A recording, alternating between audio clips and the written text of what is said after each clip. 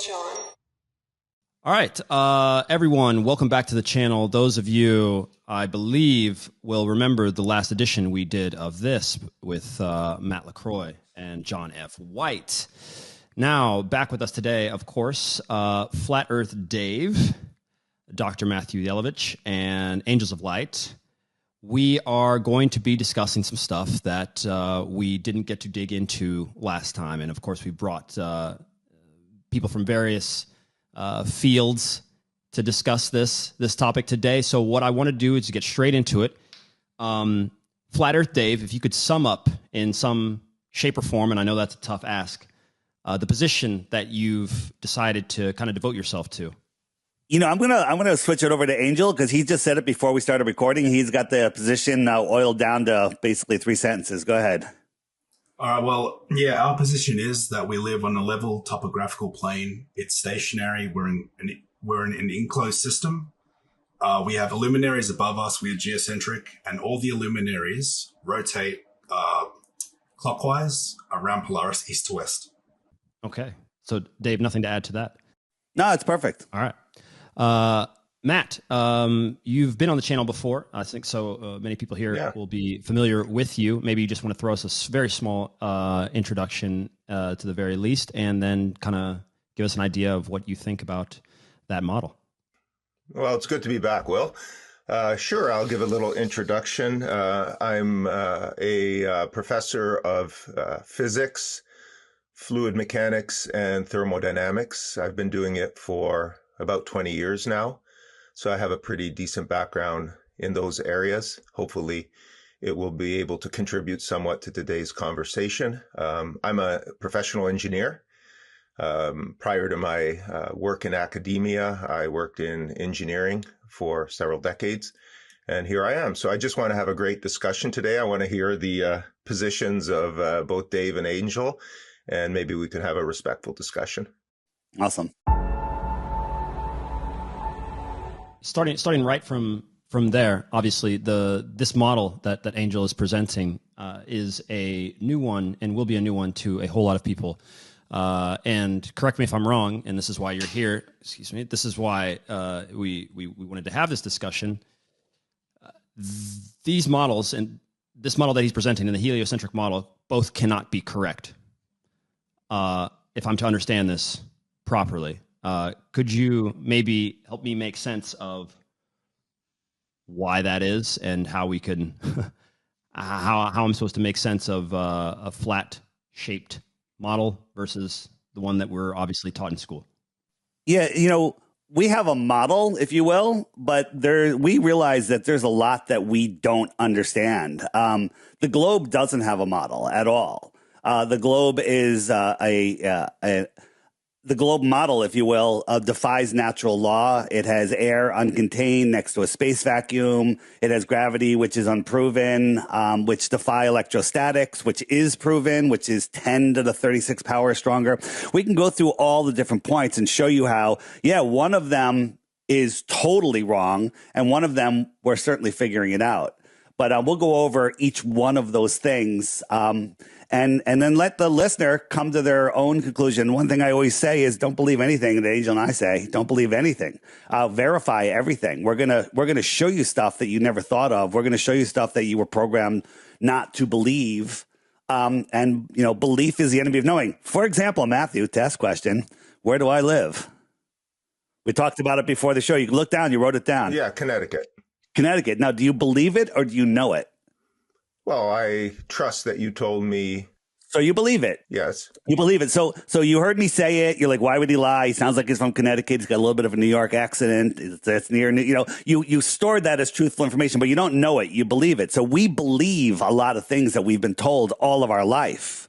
But to know them, you know, I spoke to a principal and two science teachers the other day, and I said, what's your number one proof you live on a globe? And they're like, well, I never really thought about it. You know, they just believe it because that's what they were told. So I'll toss it back to either one of you guys. Where you want to go?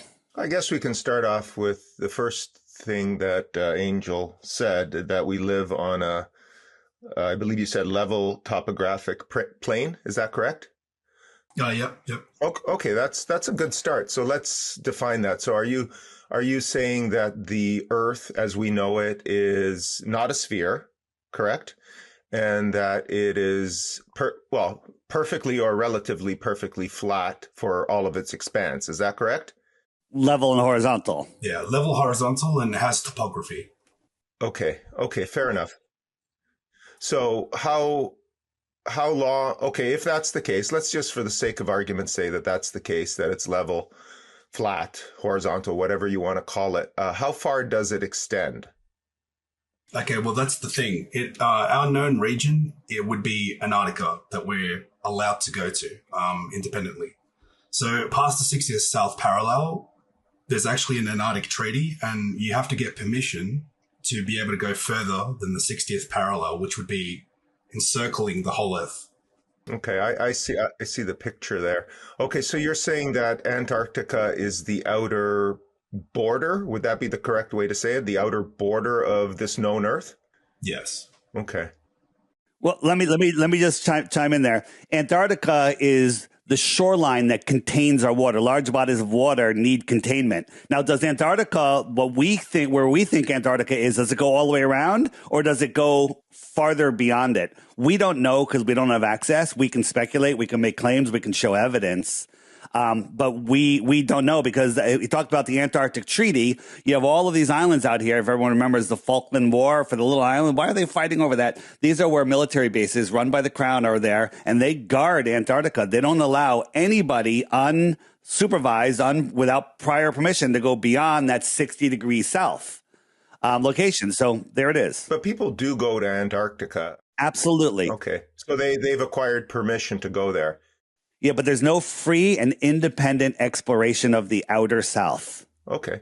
All right. I am somewhat familiar with the Antarctic Treaty. It was signed by even the Soviet Union back, I believe, the Soviet Union and the United States, they all agreed on that treaty back in the 50s or the 60s?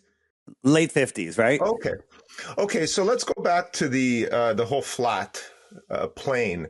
Now, the obvious arguments against that would be that, the typical arguments we hear or even see is that as a boat moves out into the distance, you can see it the further out it goes past the horizon, which could be calculated. To calculate the distance to the horizon is probably not a big deal, but you could see that parts of the boat start to disappear, and then eventually the boat disappears over the horizon. Presumably, this would be going around the curve of the Earth, and that's why we can't see it. So that would be an obvious argument, a counter argument to the whole flat plane. Sure. This is one of our. Okay. Let's. I mean, if you're done with that point, I don't want to go to another point. It's just a good starting point. We can discuss that. I'd like to hear how you would argue that. You agree you can't see my mouth right now, right? No, I cannot. Because it's behind a physical curve, a physical obstruction. Yes. So the globe has a required physical obstruction at a certain distance. And do you know what the curvature formula is by chance? I could calculate it myself, but is the radius of the Earth? What is the radius of the Earth? I wrote it down. 3959. 30. What is that? Miles? I work in kilometers. Yeah, miles. Okay, I have 6,300. Okay, so what was that again in miles? 3959. 3959 radius.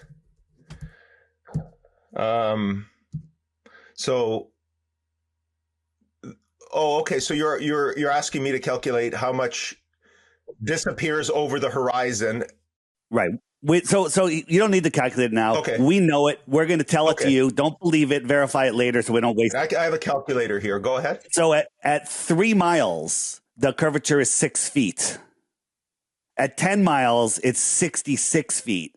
Now, if we had a perfectly glass calm water day, cool, clear, no humidity, no pollution, so we have the best visibility, the farthest that horizon should be to a 6-foot observer is 3 miles away. Anything past that will start to get hidden behind a physical curve. Can you agree with that? I think those numbers are correct. I just checked. There is an Earth curve calculator. Yeah. So we have them. Verify them later, of course. Yes, that sounds correct. And if I sat down, I'm now no longer 6 feet tall. That horizon's going to come even closer to me because I'm lower. Correct. Your perspective is different. Yeah. So we're going to show you some observations that that require magical refraction. So out here, there's no boat. You can't see a boat. So look carefully. Ready? So as we zoom in, we're increasing the angular size. So we're making our aperture bigger and bigger and bigger. And as we do, all of a sudden you see, oh, look, there is a boat there. Now my finger can't hide that whole boat. But if my finger was a wave in the foreground, as I zoom out, my finger is going to hide the whole boat. Okay? And these little waves in the foreground, the boat looks like it's going over the curvature. But you can agree that boat's not going over curvature. It's going out of our ability to see it. It's going out of our angular resolution limits. Yes, I agree. Yes. If it was behind a physical curve, we couldn't zoom in on it. No, even if we had the Hubble telescope. Well, there are other elements at play here, such as the refraction. But yes, I would agree that. How far is that boat away? Is that? We don't know. We don't know on that one, but we do have other ones where, Angel, are you able to share images well, or I can share them and you can talk about them? Yeah, I mean, I can share my own observation that I did. I've got the video ready. I can share it. Yeah, some numbers would be good. If we could know how far away that particular object is, then we could calculate whether we can actually see it, then accounting for refraction. Let Angel show you this demonstration, then I'll show you something that we know the exact numbers and you can verify. Okay, great. So just very quickly, right? You're saying that this horizon is curving down and away from us in all directions, correct? Well, that's the model that we use in physics, correct? Okay, so watch this. So it's going to reveal a buoy and a boat that wasn't previously visible, see? Now, my second question to you is, you just said that it's curving down and away from us in all directions. Now, my next question would have to be then, if that's the case, then how come when we zoom in onto the horizon, the boat in the distance appears higher in elevation than the buoy? If it's curving down and away, the opposite should be true. The boat should appear lower than the buoy. If you zoom all the way in on curvature that's curving down and away, it should curve more down and away from you as you zoom in. No, do you know the distance of the boat there? I mean, the buoy. I know my altitude above the water there was 6 feet. All right, so you're at 6 feet, yeah. And how far away is the boat in miles? We don't know the exact distance, but the point he's making here is the more distant object appears higher than the closer object. But when we're on a ball, we're always on the top of the ball, and the farther things get, the lower they should be. They go down and away. When you go across a ball, everything goes down and away. Yes. I guess my question is, if we could have some numbers here, I know what's happening. I know what's happening here because the human eye can only see so far, and you were using obviously some form of camera. You were zooming in. Now it's easy to calculate how far that horizon line should be. You said you were at 6 feet. At 6 feet, the horizon should be about 3 miles away. So that horizon was 3 miles away from your perspective, from where you were standing. So that buoy was closer than that. That's why we can see it, right? Correct. Yeah. No, well, we could see it. We could see it when I zoomed in. Yeah. Yes, and again, human beings can only see so far. You know, if you were looking at a car or something, and you walk on a perfectly flat plane, and you walk further and further and further away from it, that car would eventually disappear. It would kind of merge into the horizon. It's perspective, right? So I guess the best way for the only way I can really analyze this is to know the distances, because if you show me something that I should not be able to see, then that would be a point well made. But right now, I don't know the distances. I'm going to show you 2 points. Now, these are oil rigs, and we know exactly how far they are because they don't move, right?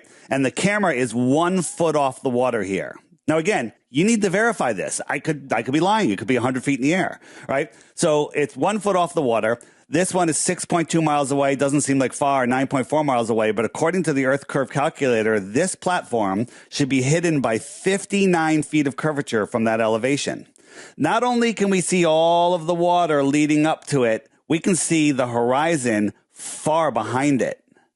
We can see the horizon far behind it. Let me show you another video of this. So this horizon is far beyond the platforms. Okay. So right here, the water would need to be refracting up almost 60 feet. Out here, it has to refract up maybe hundreds of feet for us to be able to see it. But the horizon is far miles beyond the horizon, beyond the platform, which would be impossible on a ball. Okay, so you're saying that the camera that took that picture was 1 foot off the water? Correct. So the first one was 1, this one's 8 foot, and I can actually show you the video of that confirming it, but yeah. Oh, okay, so let's go with the 8 feet then. That's easy. These are easy calculations. So 8 feet, and you're saying that that platform is 9.4 miles away? The one in the back on that image now is 10.1 miles away from an 8 foot. Okay, what's the one in the front? Because I can see that better. About six. Well, it doesn't matter because the horizon is far beyond the second one. The horizon, how can we see the water beyond it? The horizon should be in front of it. Well, the horizon at that distance, at that height, so if you're 8 feet above, the horizon should be about 3.5 miles away. Correct. Yeah, there's an inconsistency there because the horizon, if that platform is, as you say, 6 miles away, then I can clearly see the horizon behind the rig. And that horizon in the background should be, like I said, 3.5, let's say 3.5 miles away, but it's obviously well beyond. Something for you to look into. Something for you to look into and confirm. Now, again, these are pictures that you're showing me, but let's just, for the sake of argument and, to have a good discussion, let's just assume all the numbers are correct. Then that is inconsistent with the Earth curve calculation. But however, we have to factor in refraction, but refraction is only about, at most, it could only reduce curvature probably by about 7 to 10% at most. So it wouldn't. Could I get in here about refraction? Yep. Now, refraction is the law of refraction is Snell's law, which actually requires 2 different isotropic mediums. Now, number one, if you're going to invoke a density gradient, crepuscular rays go through the density gradient and they do not curve. Now, second of all, when we're looking horizontally over the Earth, there's no density gradient. Okay, because we're looking horizontally. The density gradient is vertical. So you can't really even invoke refraction on the Earth, to be honest. Unless the Earth is curved. When you say density gradient... No, you can't. You're right, because it would be the same density. You're right. When you say density gradient, you mean the change of density of the air from the surface all the way up.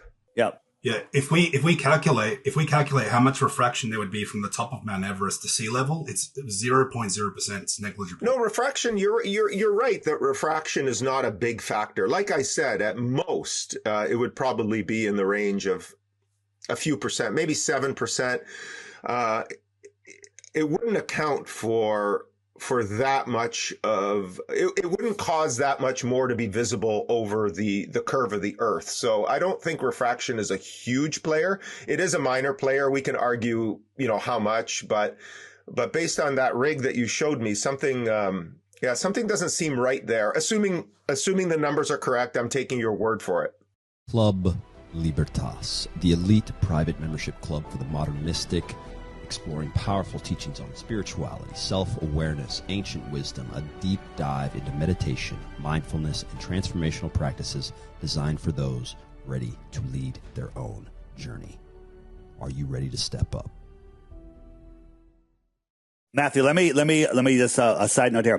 I'm going to share a playlist with you after the show or whenever, and listeners, you can post it. It's a list of experiments that were already done where we show we document everything. That way you can watch those and then reproduce any ones you want. But we've done all the work for you because these experiments, you got to go out there. The conditions have to be right. If it's wavy, there's an issue. If there's, fog, right? So So all of these have been done. We have dozens and dozens and dozens of videos for you to watch. But here's another one that we had a guy do on a lake. So large bodies of water at rest lie flat. When they get cold, they freeze flat. So here is a canal or a lake. We got a camera 6 inches off the ice. And in the video, you can see that he dug down, shows you where the ice is. So we're not on top of any snow or anything.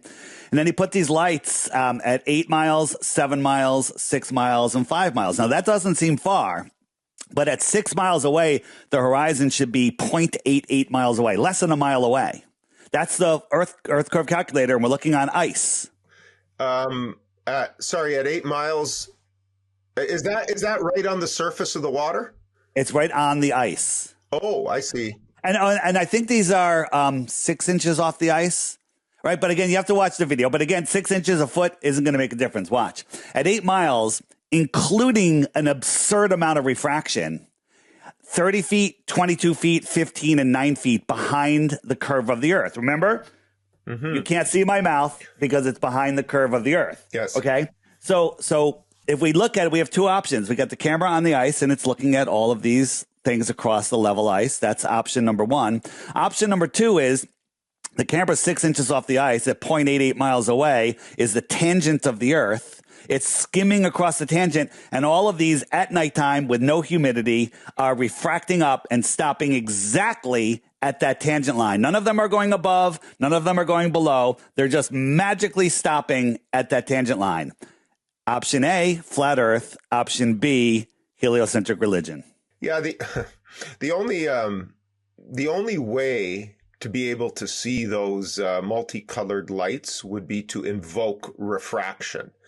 Or flat Earth. Well, yes. I mean, again, there's two options here. So there's the absolute flat Earth, and that way you should be able to see them, assuming there's no density, obscuring, like the further you see. That's why we can't see Mount Everest from, eventually. That's not why. Oh, no, you can't because of the density. You're right. Correct, You're absolutely right. So assuming the density is not an issue, it's a very low humidity day, then the only way to see those lights are either, according to your theory, the Earth is perfectly flat, or there's some form of refraction that is bending around the Earth. But again, you got to take point, right, that this is on a frozen lake, so the refraction levels will be at a minuscule. No, and I agree with that. They would be relatively minuscule at that temperature, and it's frozen, so I assume it's sub-zero degrees centigrade. Now, you said that the water is perfectly flat, but it wouldn't be perfectly flat because the water on a globe would, follow the shape of the globe. So the water of that lake would actually be, curved according to the globe, right? It would freeze curved. Does that make sense? Exactly. Yeah. Yeah. But we're seeing the lights, though. They're not blocked by curvature. Yeah, again, there's no the only explanation, assuming everything you're showing me is correct, and I have no reason to think it otherwise, then it would seem that would be, as they say in Star Trek, an anomaly. Yeah. You mentioned Everest. One sec, Dave, because I know obviously the listeners here are going to be able to get, and I know with our limited time. Can we go over an hour? I hope we can go over an hour. 100% we can go over an hour. Okay. Yeah, don't worry there. Okay. But given that we do have what we're doing, I want to make sure that I think to this aspect, I think they have at least some understanding of the position here within this, and I want to make sure we hit some of the points that are also going to be on their minds, and precisely space. And we discussed this a bit, but there are obviously going to be some huge issues with satellites, stars, gravity, etc. And so I think those are good topics for this discussion. Yeah, I think we should hit that right there. I want to just do one more curvature point, then we can change topics. Is that cool? Okay. All right. Perfect. Go ahead. Angel, you want to say something, or you want me to go? I'm going to talk about Canada. Oh, I was ready to go for the gas pressure, but go ahead. All right. Well, that's space. We'll go to space next. So okay. Here's a spot from Alusia, France, and it's a famous spot because twice a year you can see Mount Canigou, but Mount Canigou is 175 miles away. And at 175 miles from this altitude, which I don't know off the top of my head, but we can look it up, the top of Mount Canigou should be over a half a mile below. You paying attention, Matthew? Yeah, I'm listening and calculating as you speak. The top of Mount Canigou, well, you don't know the elevation height, so you can't calculate. Okay. The top of Mount Canigou should be a half a mile. And almost every day of the year, you can't see it. Earth curve, right? But twice a year, the sun lines up with the viewer in its migration between the tropics. And when it goes beyond Mount Canigou, you can see it. And right there, the top of Mount Canigou and the whole mountain is seen. The top should be over a half a mile below the curve. Let me just jump forward a little bit. The globe explanation here is, that mountain is over the curve, right? And the sun is also has also set. So the sun has also set, but it's refracting up, and Mount Canigou is also refracting up and blocking the refracted sun. Well, why don't you try infrared photography? That way you could, you should be able, with infrared, if Mount Canigou is actually visible, then you don't have to wait twice a year. You could use infrared and you should be able to see it anytime, I think. That actually is a great idea. That is a great idea. We have done it, but I want to make another point on this. Now, would you agree refraction is the bending of light? Mm-hmm. We just simply? Yeah, okay. That's a simple definition, yeah. What we're seeing here, though, is a silhouette of the mountain. Now, the silhouette would mean the absence of light. Now, you can't refract the absence of light, but we're seeing the mountain, which means we would have direct line of sight to it. Right. And here's an infrared shot from Malibu to Mount San Jacinto, whatever. I never get it right. I'm going to give up trying. 123 miles. That's almost 7,000 feet of curvature. This mountain is barely over 7,000 feet, so we should just see the top. But when we take off the infrared lens, blue sky, little smog, blue sky. Yeah, infrared will allow you to see it because, again, if you're just looking at it through a regular camera. So you're saying that's 123 miles away? Yep. Earth curve will not let you see it. No, not at 123 miles. What is the observer height there? I don't know off the top of my head, but it's not high. And they're from whatever 7,000 feet of curvature comes to, that's the height. That's about three kilometers at that distance. How tall is that mountain? Just over 7,000 feet. Yeah, you shouldn't be able to see that. Welcome to flat Earth. But again, I mean, refraction could not. Infrared cuts down refraction also. Infrared makes less refraction. Again, I'm going with these things you're showing me, so And as I said, don't believe anything we say. Understood. Don't believe anything we say. We're just pointing out these things. And the playlist I'm going to give you, we document it all so you can see that it's all legit. And then you can go out and repeat them yourself if you like. Well, there are experiments. I mean, there's actually some very simple experiments to prove whether the Earth is a globe or a plane. I'll give you an example. So if you have two buildings that are, say, I don't know, 50 kilometers apart. So when they build those buildings, plumb bombs, the buildings are always built perfectly vertical. So on a globe, the buildings should look like this, right? Yeah. Right? So at 50 I know where you're going with this. I know where you got this from too. And it's been done. The World Trade Towers were built right next to each other, right? Yeah. And on a globe, the tops should be farther apart than the bottoms, but they weren't. But you can't measure accurately 50 miles. Sure you can. How? There's you could use okay, when you use lasers and stuff like that, that might introduce issues such as refraction and things like that. But you could use those super highly accurate civil engineering GPSs. What you do, you go 50 kilometers apart to two nearly identical buildings. And if the Earth was a globe, they should do this. So you put one of those super tracker GPSs on the base of each of the buildings. You measure the distance. They're accurate within like 2 or 3 centimeters. They're crazy accurate. And then you take the same GPS and you put it on the top of the buildings. Now, there should be a difference at 50 miles, probably from the top and the bottom of both buildings, maybe a meter or 2, and that should be easily measurable. So that would be an experiment that should should be pretty easy to do. You just need to get your hands on those. I think they're called. I don't have a. They're super high precision. They use them in civil engineering. They're good within a couple of centimeters. So that way, if the tops of the buildings and the bottom of the building have the same distance, then the Earth is flat. If there is a difference between the top and the bottom, then the Earth is a globe. What do you say, Angel? Well, you got to remember though, we've done observations like I can share it if you want. I'll just put it on screen just to show. But just one other thing is how tall is this building? Because at 50 miles, could the buildings even see each other? And if we do see them, doesn't that prove that the Earth is not curved? Well, according to your theory, you should be able to see them. But again, then we introduce things like refraction and things like that. But if you take the optics out of it and you use GPS, then you're not really invoking any refraction or light issues or laser measurements or anything like that. You could actually get a pretty accurate fix on them. Well, Matthew, on screen, can you see my screen that I'm sharing? Yes, I do. Okay, so this is Chicago skyline across Lake Michigan. This is 57 miles in distance away from the observer. Now, this was taken at Grammy State Park across to Lake Michigan. They're both elevated.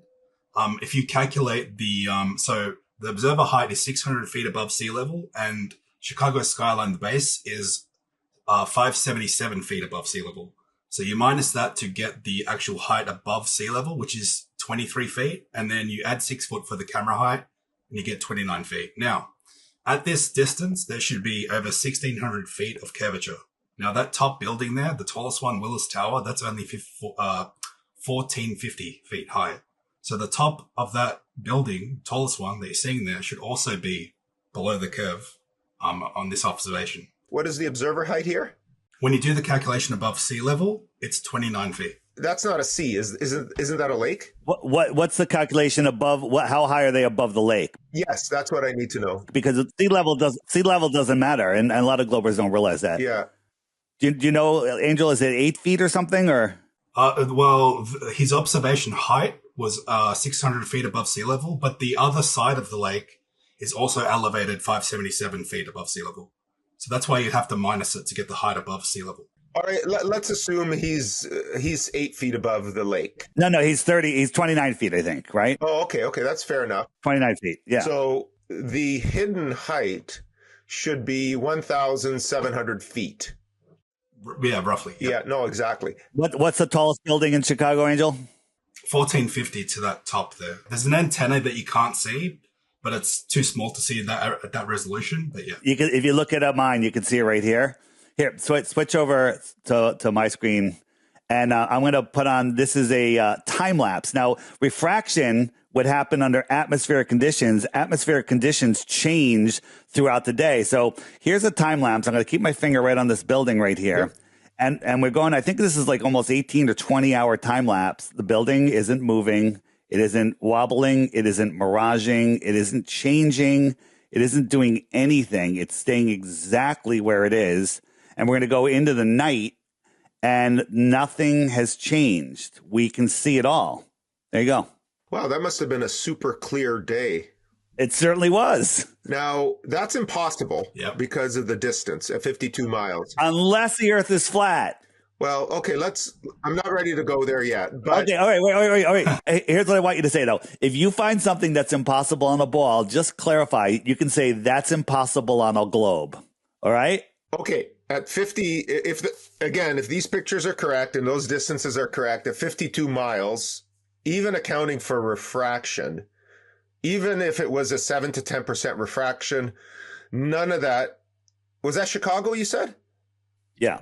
Chicago skyline, yeah. Yeah, none of that Chicago skyline should be visible based on... Matthew, just very quickly, that exact photo was on American News, and they were telling people that was a mirage that was refracting above. A mirage would have to be upside down. Welcome. Thank you. How could that mirage? Who said that? Who said that was a mirage? It was, what was his name? Cooney. I can't remember his, was it like a newscaster or a Yeah. Yeah. Oh, well, then we can discount that. He was a meteorologist, I think he said, actually. A meteor, like a weatherman? I believe so, yes. Yeah, I don't know about the mirage thing. So here, let me show you this. Whoops, What's that? Hold on, wrong thing. Hold on 1 second. Let me get rid of that. So this happens a lot, and the science magazines, and newspapers everywhere, they're like, floating ship, it's a mirage, and they're explaining how this ship is floating in the air, and they're giving all this Fata Morgana mirage, and it's so clear, and your people are freaking out. Right. Well, so you can make up all of this stuff for the globe. Or you could actually just look at it a little more careful and understand that this is water that has wind on it, and this is water that doesn't. The sky is very nondescript. So if I crank up the contrast, I draw in where the real horizon is, I'll throw a little city there, then you could see that it's just sitting on less water that doesn't have a wind line on it. I've actually seen this in reality, and yeah, that is not mirage at all. You just can't see the water where the actual ship is. You can't see the water because it's reflecting. So this is another one. This was in just last year. A bunch of magazines had a floating ship up in the sky. Well, these are just optical illusions. We can just, if we crank it up, you can see the water around the ship. It's just reflecting the vanilla sky. So again, okay. They love using mirages, but mirages kill them all the time. Well, I don't know. I can't comment. I mean, that Chicago skyline thing doesn't look like a mirage, but... All right, let's shift to space. TheWayOfWillJohn.com. Exclusive content and programs on manifestation, making money, hidden knowledge. Finally, reach your full potential.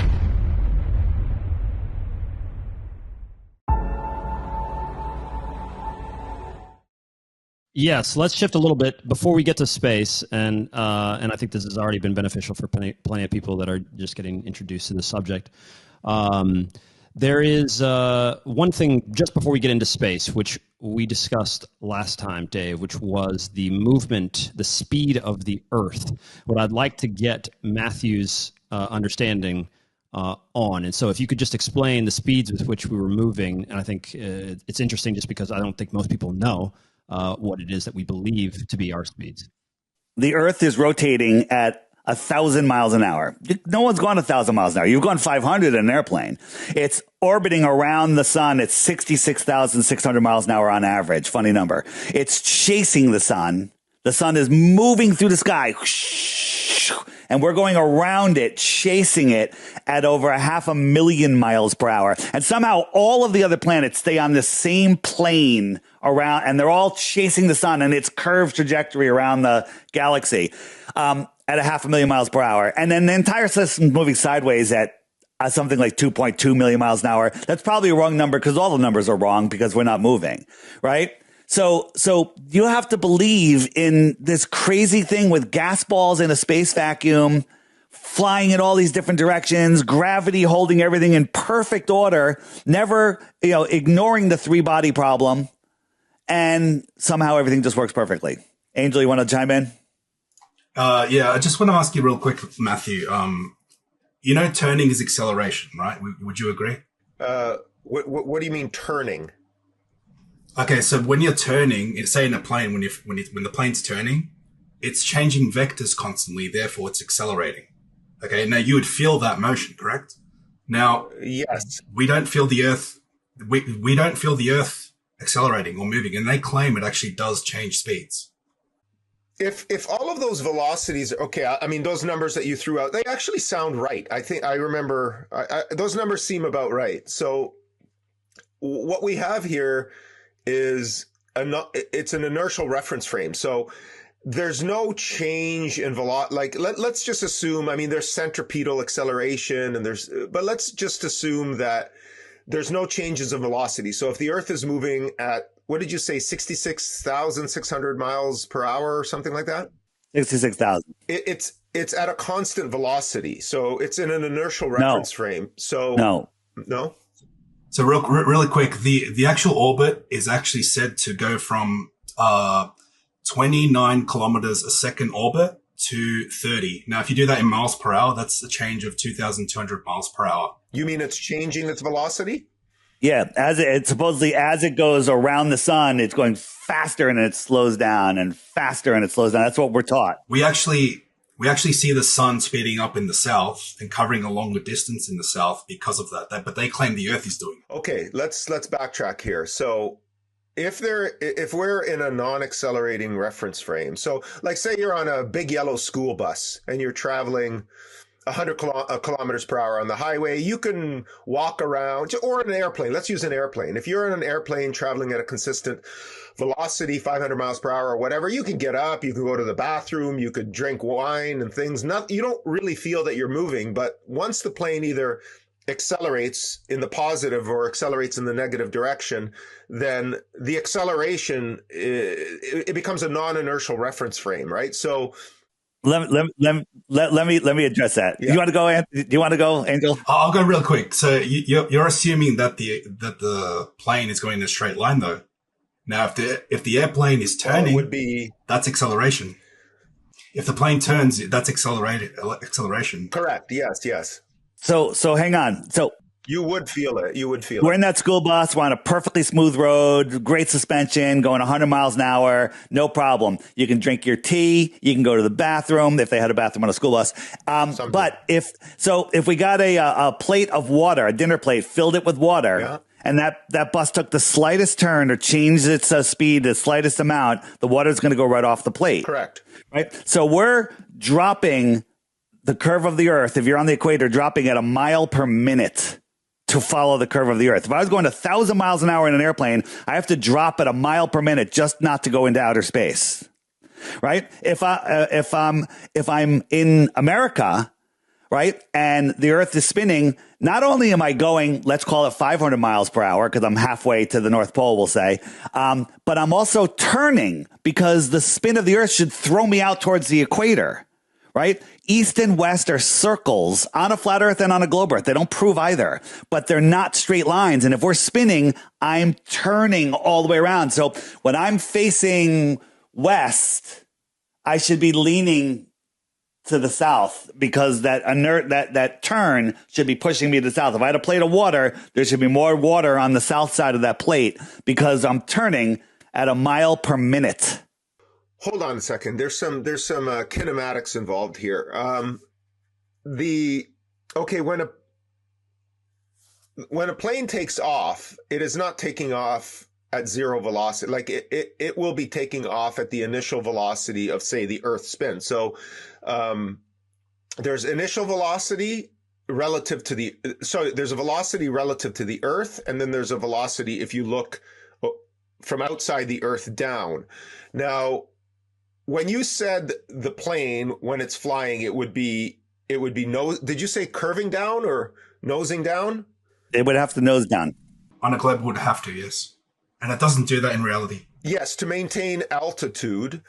And they are traveling at relatively high speeds, 600 miles per hour. Yeah, right in there. The navigation system of the plane would have to follow the curvature of the Earth.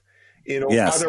Otherwise it would continue straight out into, space, right?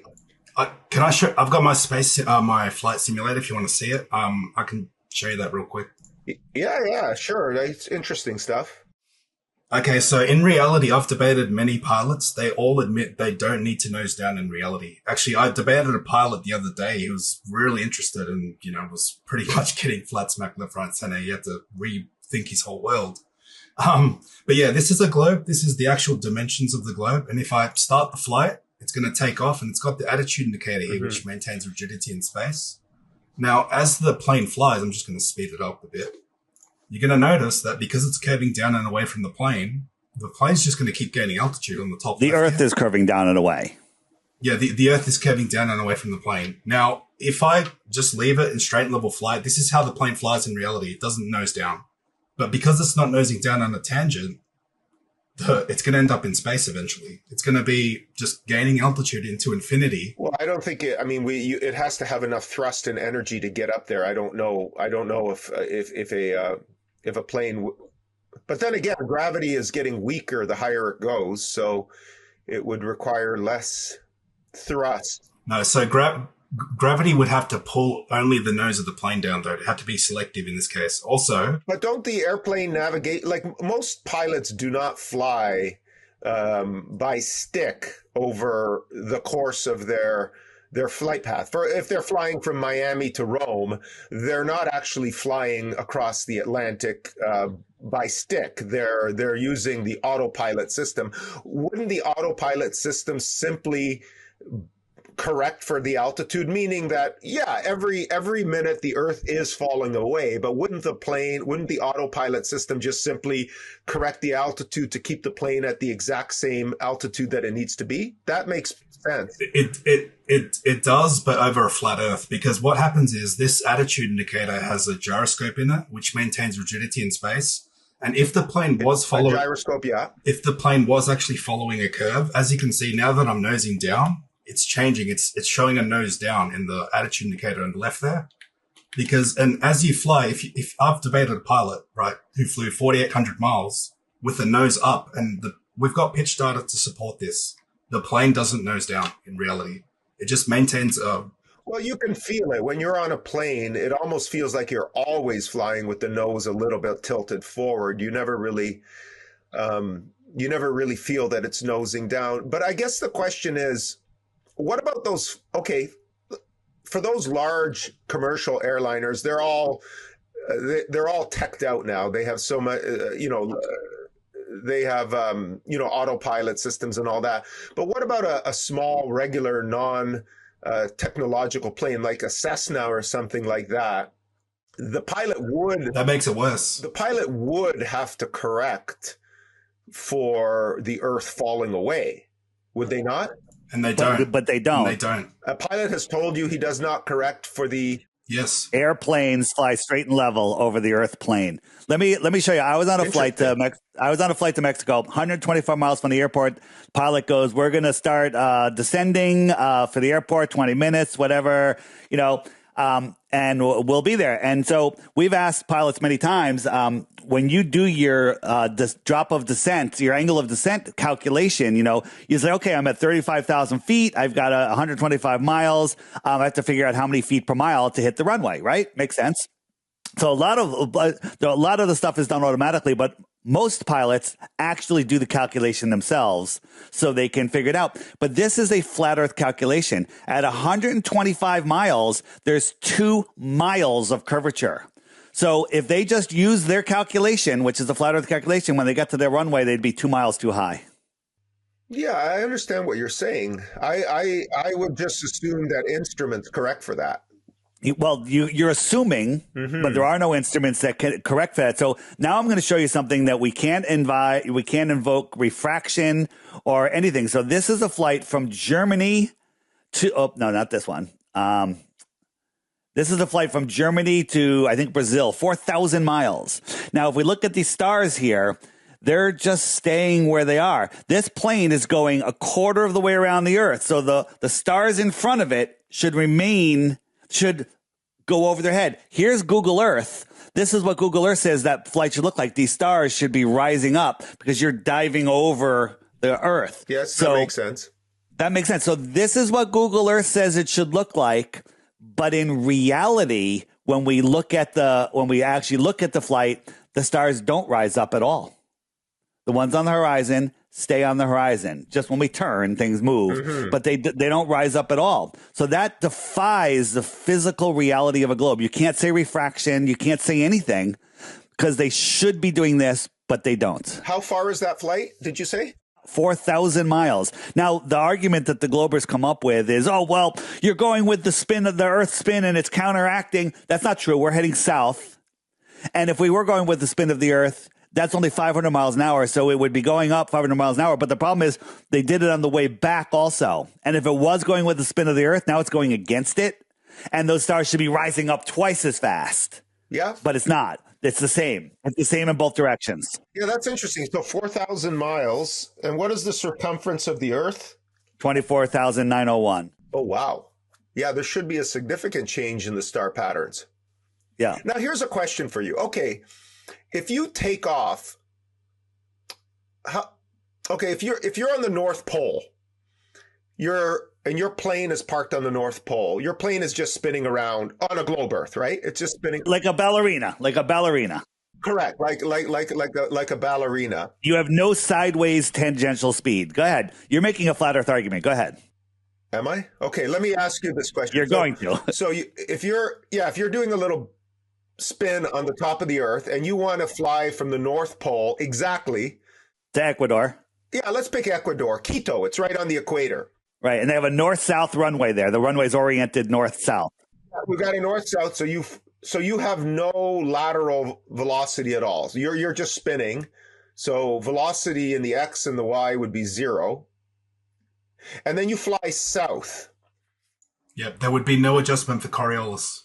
I've debated many pilots and they've all admitted it.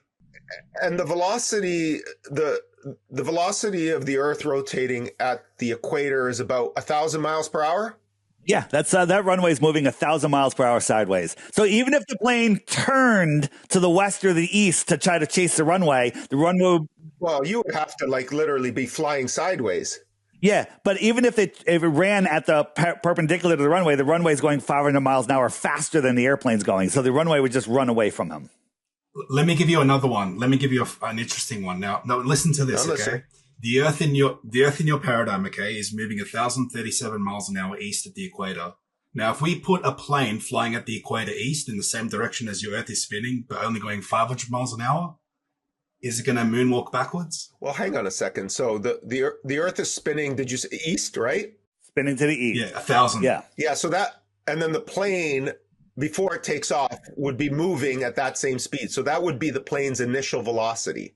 Yeah. And then it would add 500 miles on top of that. So flying east, it's going to look stationary relative to the Earth. And then but now get this. If we turn around, do 180 with the plane, go west, now the Earth is coming like this, the atmos is coming like this towards the plane. Is the plane going to experience 1,000 mile an hour headwind, or is it going to get to its destination 1,000 miles an hour faster?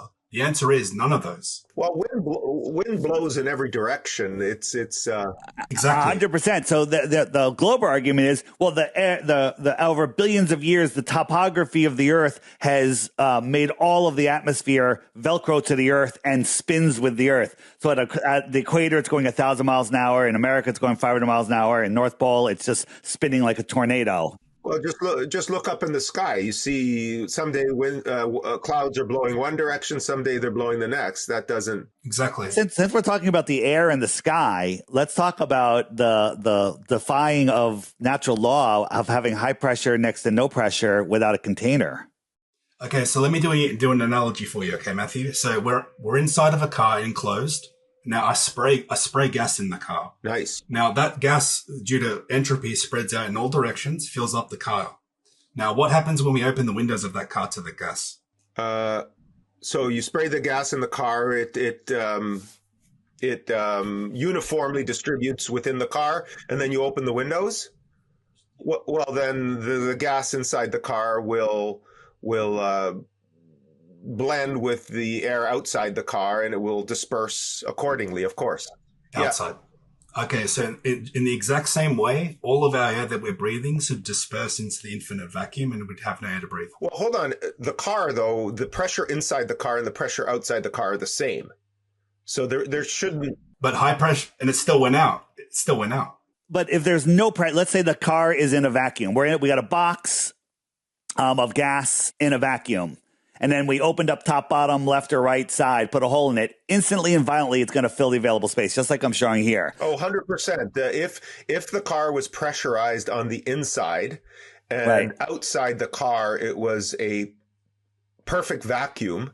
The moment you rolled down the windows, the air would escape into the vacuum, and then everything would equalize eventually, but... I'm showing here we got a vacuum and we have some gas. Yes. And as soon as we open the valve, the gas defies gravity, because gas defies gravity, and it goes up and away from gravity right here on Earth. But we're told up in, at that, the gas gets thinner and thinner and thinner until it's a vacuum. That's ridiculous, right? It does get thinner and thinner due to temperature, due to different things, different to the atomic weight of the gases. Lighter gases go up higher, But how do we have a vacuum, a Tor 17 vacuum next to a pressurized atmosphere without a container? That violates the second law of thermodynamics. Let's talk then.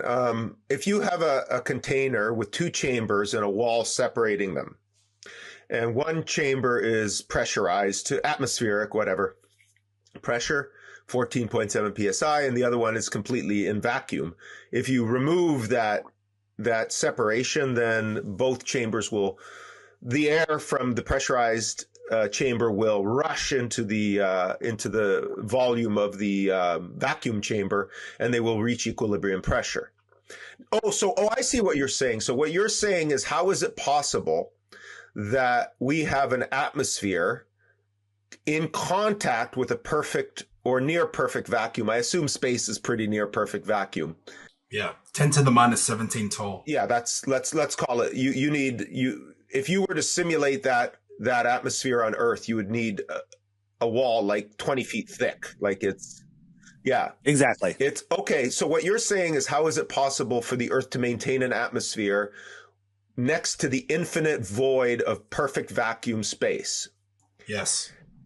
Yeah, if we ran an experiment on Earth for that, it would not be possible. You cannot have a perfect vacuum in contact with a pressurized volume. And the only argument that the anti-flat Earth say is gravity, but they also say that gravity's stronger next to Earth. It gets weaker as you go up. Sure. But I can take a straw, put it in my mouth, and create the tiniest difference in pressure by making pressure. Yeah, and I could pull water and air effortlessly up and away from gravity. But the Tor 17 vacuum cannot. I see your argument. It would, in a lab, you could not create a scenario where you have a perfect vacuum and a pressurized chamber next to each other. It just wouldn't be possible. Now, but by the way, Matthew, so really quick, I can guarantee you will not find me anyone recreating a vacuum without a container using your belief in gravity. No, I agree. It would not be possible to do it in an experiment. I mean, I've done it. It's your little picture there of what would happen. The pressures would equalize, and the air would escape into the perfect vacuum and fill the infinite void of the universe. But then, I mean, gravity. Okay, for example, we have gravity. So gravity does get weaker using, Newton's universal law or universal gravitational law. As the distance from the center of the Earth gets longer, like further away, then gravity decreases. So, but gravity is just a theory. Gravity doesn't affect gas laws. So your belief in gravity didn't stop the gases moving out of the car and filling up the outside of the car. Now, gas behavior is to move in all directions randomly. Yes, that is correct. Okay, well then, no bias for down means no bias for gravity holding gases. And gravity doesn't pull clouds that are holding tons and tons of water in the air. It doesn't pull that down. They're held up by a different force. Walter Lewin from MIT says electric forces that hold our world together. Talk about electrostatics. I want to show you a little experiment we did. So we had where is it? Quick. All right.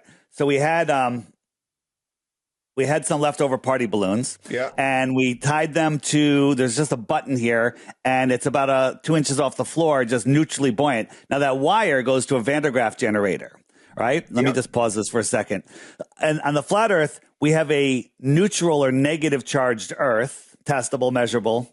And then the sky is positively charged. So there are two Gaussian plates, our flat Earth and our positive charged sky. Anything in the air is surrounded by a positive charge, and if it's more dense than the air, it gives its downward direction by electrostatics. So right now we're going to test that theory. We're going to add a positive charge, and as soon as we do, this goes down. Now, did we just increase gravity, or do we increase the connection? We're discharging it; it goes up. We're increasing the connection. to the more positively high charge. If we take this tinfoil triangle and put a negative charge in it, it goes up, turn it off, it goes down, turn it on, it goes back up. But that would be just, I'm assuming that's just simple electromagnetism or electrical charges repulsing and attracting each other. It is. It is. It is. This is by MIT. Yeah. It's the silent drone. It's got no moving parts, and it's flying just on electrostatics. Now, are we defying gravity or are we defying electrostatics? No. You're not defying it. It's just the electrostatic force is greater than the gravitational force. Good. You're helping me make my point. So they tell us that the electrostatic charge is 10 to the third. This is global science says the electrostatic charge is 10 to the 36 power stronger than gravity. Now, Matthew, no insult to you because no human can even understand what 10 to the 36 is. It's a big number. Right? Yeah. So 10 to the 12th is a trillion. Okay. Do you know how long 1 trillion seconds is, just to show you how big a trillion is? Take a guess. I don't know, a few thousand, 10,000 years. Very close. That's a good guess. 31,000 years. Okay. So times 1,000 times 1,000 times 1,000. That's only 18 zeros. Okay. Times 1,000 times. Yeah. So they're telling us that the electrostatic force that I just tested and proved and manipulated and scientifically experimented with is stronger than the unprovable, unscientific, unexperimental gravity that you're holding your religion to. Religion. Okay. Hang on a second, though. It is a religion. Okay, go ahead. The Newton's universal law of gravitation or universal gravitational law, whatever it's called, you can calculate force of gravity is equal to the G, big G, which is the gravitational constant, mass 1, mass 2 over the distance, or R squared. So this seems like a simple calculation of, gravity is based on the mass of the object. So that little drone thing is very, it probably wasn't, it didn't have a lot of mass to it, maybe half a kilogram, even less. But gravity is affected by mass between two objects and the distance between the two objects, all multiplied by the gravitational constant. So if you have some force like an electrostatic or an electromagnetic force that's lifting something with no moving parts, all that is saying is that that force is greater than the gravitational force that is acting towards the Earth. And the force of gravity is just the weight of the object. So for example, let me finish. For example, weight is equal to mass times gravity. So W is equal to mg. So you can calculate the weight of that object if you know its mass and you know the acceleration due to gravity, which is little g. So it's just really about a balance of the forces. The resultant force, obviously in that case, was pushing more up than the weight was pushing down. I mean, we could do these things in labs. Little drones do it all the time with their little rotating propellers. So I don't understand how gravity wouldn't work. I know Angel's foaming at the mouth to say something here, but I just want to throw one thing. Okay, please do foam. This is a great conversation. It's okay. Now, Matthew, you're awesome, by the way. I really appreciate you, and you're a joy to talk to. You said that it's just a small. The silent drone was small. Are you familiar with the XRT-3B triangle aircraft? They admit that they use electrostatics to lift and propel it. But how would you use electrostatics when most matter on the Earth is neutral? Like, for example, our bodies, this table, this microphone, it's most of them are neutrally charged, meaning that there's no net positive or no net negative charge. So when you're eating an apple, the apple is net neutral. If you remove an electron or add an electron, you create ions, but generally most matter is neutral. So how would you employ statics? Yeah, explain that. Well, a Van de Graaff generator adds charge and can make objects float, and no one's. Oh yeah. If you're changing the charge, I agree. Like if you're changing the charge of an object, like whatever, then you can. Yeah, absolutely. Opposites attract.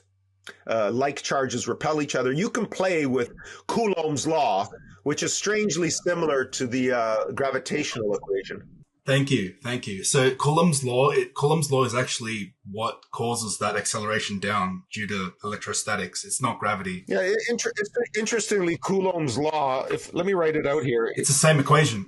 it's almost the same as it is the same as the gravity equation. The only difference is they use the proportionality constant instead of the big G gravitational constant. Yeah. Otherwise, F is equal to K Q1 Q2 over R squared.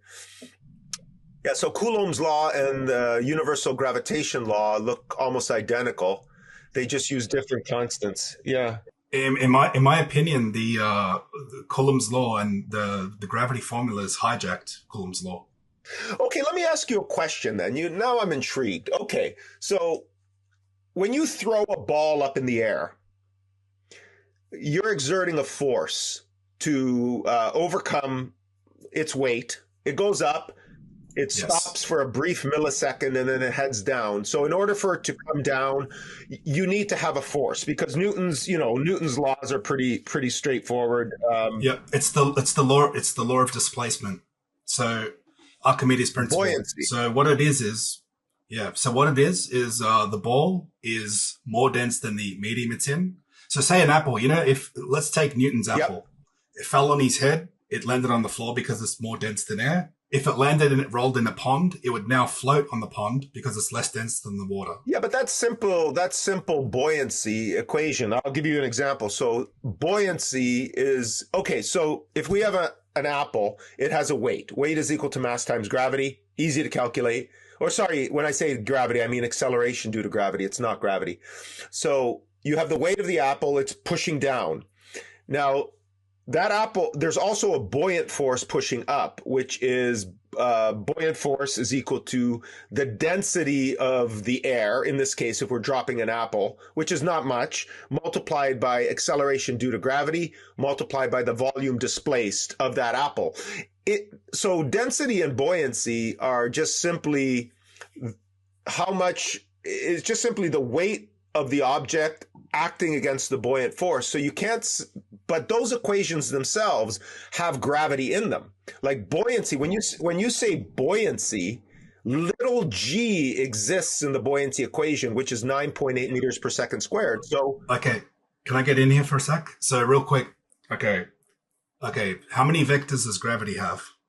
Well, the vector for gravity is, the official answer is infinite because every object in the universe is exerting gravitational forces on every other object. So this pen on my desk, there is a gravitational attraction to the headphones on your ear, right? We could calculate that because we know the mass of the pen, we know the mass of the headphones, we could figure out the distance between you and I. So the answer to that is that gravity has infinite vectors, but we're not interested in the pen and my microphone and your headphones. So the vector would be towards the center of the Earth. Right. So down, one vector down towards the Earth. Down towards the center of the Earth, yes. Yeah. So buoyancy, though, goes up. So gravity does not create buoyancy. Now, hold on. The buoyant force is the force opposing the vector of gravity, yes. The little g in the formula is just acceleration. Would you agree? Oh, I agree. Little g is not gravity. Little g is acceleration due to gravity. But remember, weight. Okay, there's two I have to write things out. So there's two equations for. You have little g, which is weight is equal to mass times gravity. Now, weight is the force of gravity, and then you have the other equation, which is the law of gravitation, which is F is equal to G M1 M2 over R squared. Now, when you do this force and you equal it to this force and you cancel everything out, little g can be calculated as 9.80 meters per second squared. So little g is directly related to big G. Now, we can test for little g because if you drop something, we can measure its acceleration. So we know that little g is correct. We know that there is some force that is creating the acceleration due to gravity. That is not even debatable. Actually, Coulomb's law can derive 9.8 meters per second squared. I don't know. I'm sure it could if you pop in the appropriate charges. You admitted that the formula is the same. No. The equation is structurally the same, but the proportionality constant Like, for example, G is 6.673 times 10 to the negative 11. But for Coulomb's law, the proportionality constant, I was just sketching it out while we were talking, is 8.99 times 10 to the 9. So little k and big G are completely different numbers, but the formula is structured the same. It looks the same, but it's the constants are completely different. And Matthew, let me take this a slightly different direction. Yeah. The Earth's gravity is the same as the sun's gravity, just the amount is different. It's the same gravity. Gravity is defined the same. The sun has more gravity because it's bigger. Yes, the mass of the sun. It's not a different gravity, right? Well, gravity is gravity. Jupiter has a greater gravitational attraction than Earth, yeah. But it's the same. If Jupiter was the exact same size as the Earth, same mass as the Earth, they'd have the same amount of the same gravity, correct? Yes. Simple. Yes. So, does Jupiter's gravity affect the Earth? Yes. Does the sun's gravity affect Jupiter? Yes. My pen affects your hat. Does the sun hold on to Pluto? Well, yeah, Pluto orbits the sun, so there is. So the sun's holding on to Pluto. Does the sun hold on to our moon? Everything holds on to everything. Everything affects everything until every. Yeah. Answer me this. You got our Earth, and the moon's coming around the Earth towards the sun. Yeah. Now you got the Earth pulling it this way. Yep. You got the sun pulling it that way. Yep. When it goes around here, does the sun pulling it backwards? Does it slow down and speed up and slow down? Gravity acts along direct lines, meaning it's an action at distance force. So gravity always acts in a straight line. You're familiar with the three-body problem. We got three bodies, and they're gravitationally being modeled here. And what happens is when you have two bodies, we can model it all day and night. Supercomputers can figure out what it's going to do. But add a third body, it goes into chaos mode, and no computer can figure out what it's going to do next. Now, we have all of our planets, all of our moons, and our sun in our solar system. I don't even know how many bodies there are, like 80 different bodies. Or maybe more, yeah. Maybe even more. But somehow, I think it's 120. Somehow they make perfect, they're a perfect clock. They never change. We had an alignment this last winter where all the planets were in a line. Wouldn't something tug something out of sync? Right? The three-body problem is impossible, makes our solar system impossible, unless, of course, those lights we see in the sky are not what they tell us. Well, as Einstein said, God does not play dice with the universe. Nothing is random.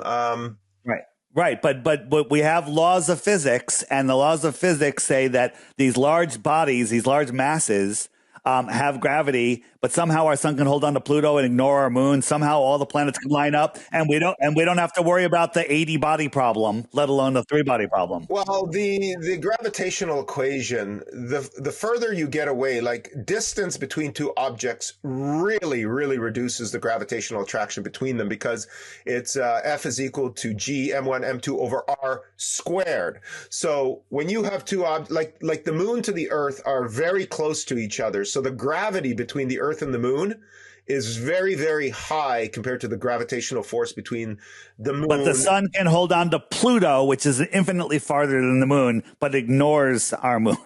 Come on, Matthew, you're making up excuses. Well, it's not excuses. I agree. Hang on a second here. This was a respectable conversation. I agree that there seems to be a lot of chaos in the way, because you've got asteroids, you got the asteroid belt, you've got Mars, you got multiple moons, and everything is going all over the place, and sometimes it lines up. It's weird. I get it. There are, you would be correct to think that, one day something would kind of get out of whack and everything would fall apart into pieces, right? Like any oscillating device or something like that. So it is very odd. But what is your explanation? Okay, so here, let's take this in another direction. Okay. All right. So how do you explain Mars and Jupiter and all the other planets, the asteroid belts, the sun? How do you explain their movement, their size, their motion, gravity? I mean, there has to, in order for us to destroy the model of the geocentric, no, what do we call it? The heliocentric. Yeah, sorry. You mentioned that. So the heliocentric model, what model would replace that? Okay, so when I look up in the sky and I see the stars and I see Mars through a telescope, how do you explain that? What is that to you then? All right. So we're seeing lights in the sky that all revolve around Polaris, east to west. Now, everything is cyclical in nature. Now, would you agree that in one day, when the sun sets, its angular size does not change? That's impossible on a ball. Hold on. When it sets, you mean its actual visual optical angular size does not change? Yeah, on your globe, because you're not getting further away. You're getting actually 0.0004% further away from the sun. Therefore, yeah, it should be negligible. There should be no change in the visual appearance of the sun. Correct. Okay, so if I could show you more than 3 videos, me personally taking videos of the sun, a sunset with a solar filter, would that change your mind? I don't know. Hit it. Let's see what you freaked me out a little with the mountains and the boats. So let's see what you got. Okay, so according to the globe paradigm, the sun cannot change even 1%.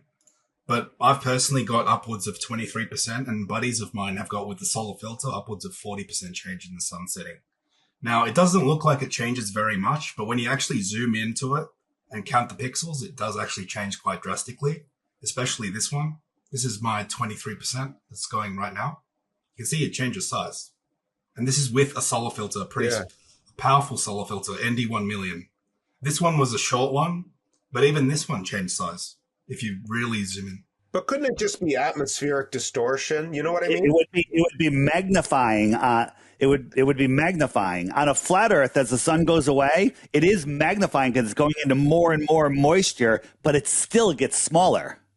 Well, if something goes further away, it should get smaller. Right, but it is getting smaller, but it's also magnifying. And on certain conditions, if you watch the sun, it will just go away and get smaller and smaller. And it's not going down, it's going beyond, and it's going to just set beyond this cloud, this atmospheric horizon. It just gets smaller and smaller.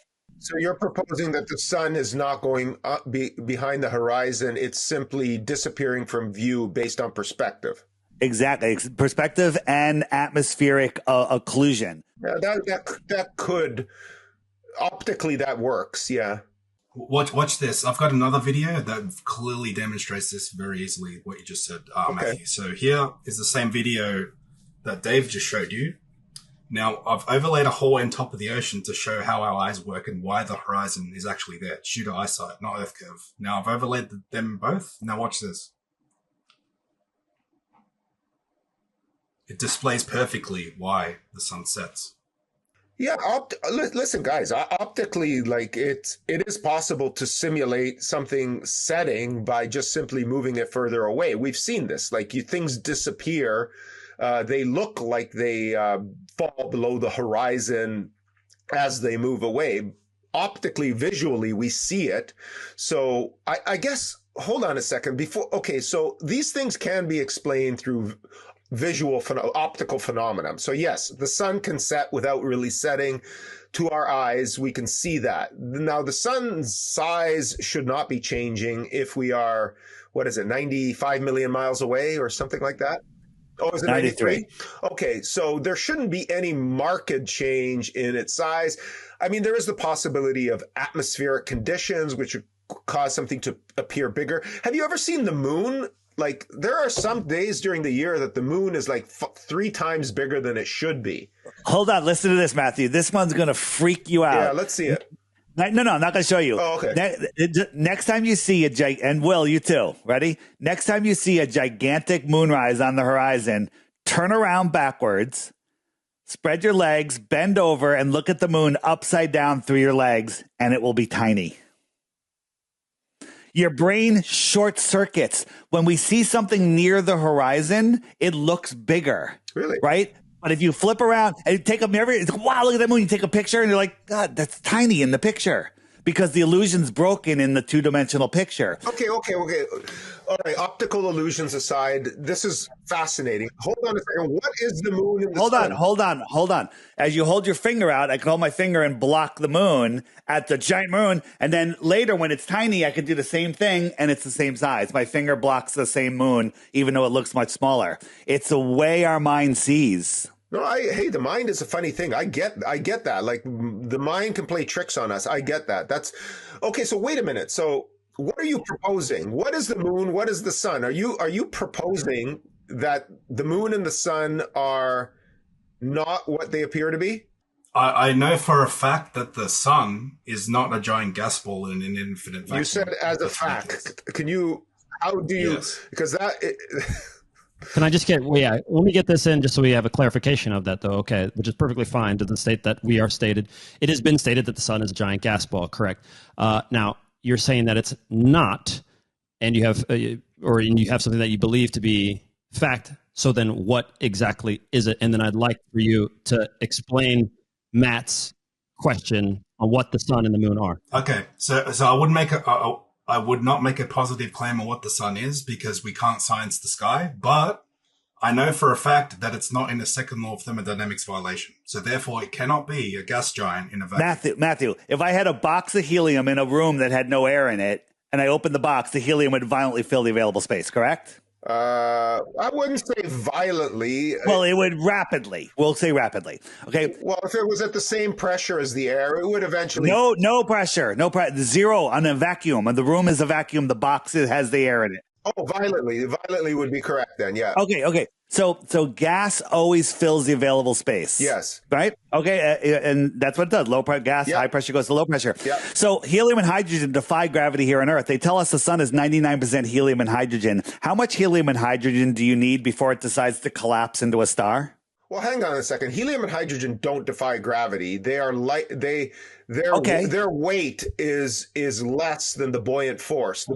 Let's pretend the universe is completely empty and I have an Earth-sized bucket of helium and I dump it into the universe.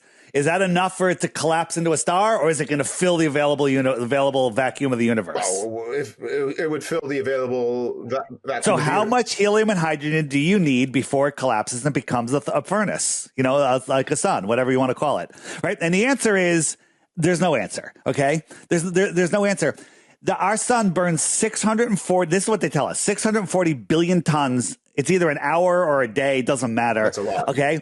640 billion for billions of years. It never gets any smaller. Where's it getting this fuel from? Well, eventually it will get smaller, but and that's a cool story, bro. But that's just a made up story. We have helium and hydrogen defying natural law in a vacuum, burning unimaginable amounts per day, never getting any smaller. Well, it's not burning; it's a thermonuclear reaction. But that's cool. I get your point. Yeah. The world record for nuclear fusion is, if I'm not mistaken, is only 40 something seconds, and it's been doing it for a billion. I didn't even think it was billions of like years. 40 milliseconds, but yeah. Yeah. Okay. Either way. Okay, and the sun's been doing it for billions of years, and it's never getting any smaller. And how did it stop? And we're told that suns and stars come from nebulas, gas and dust in a vacuum. That's another problem. And all of a sudden it creates a star and then it spits it out like a ping pong ball machine. And that star just runs and finds a little place to park itself. Why doesn't the entire cloud collapse into a giant star? Gravity, man. Gravity, dude.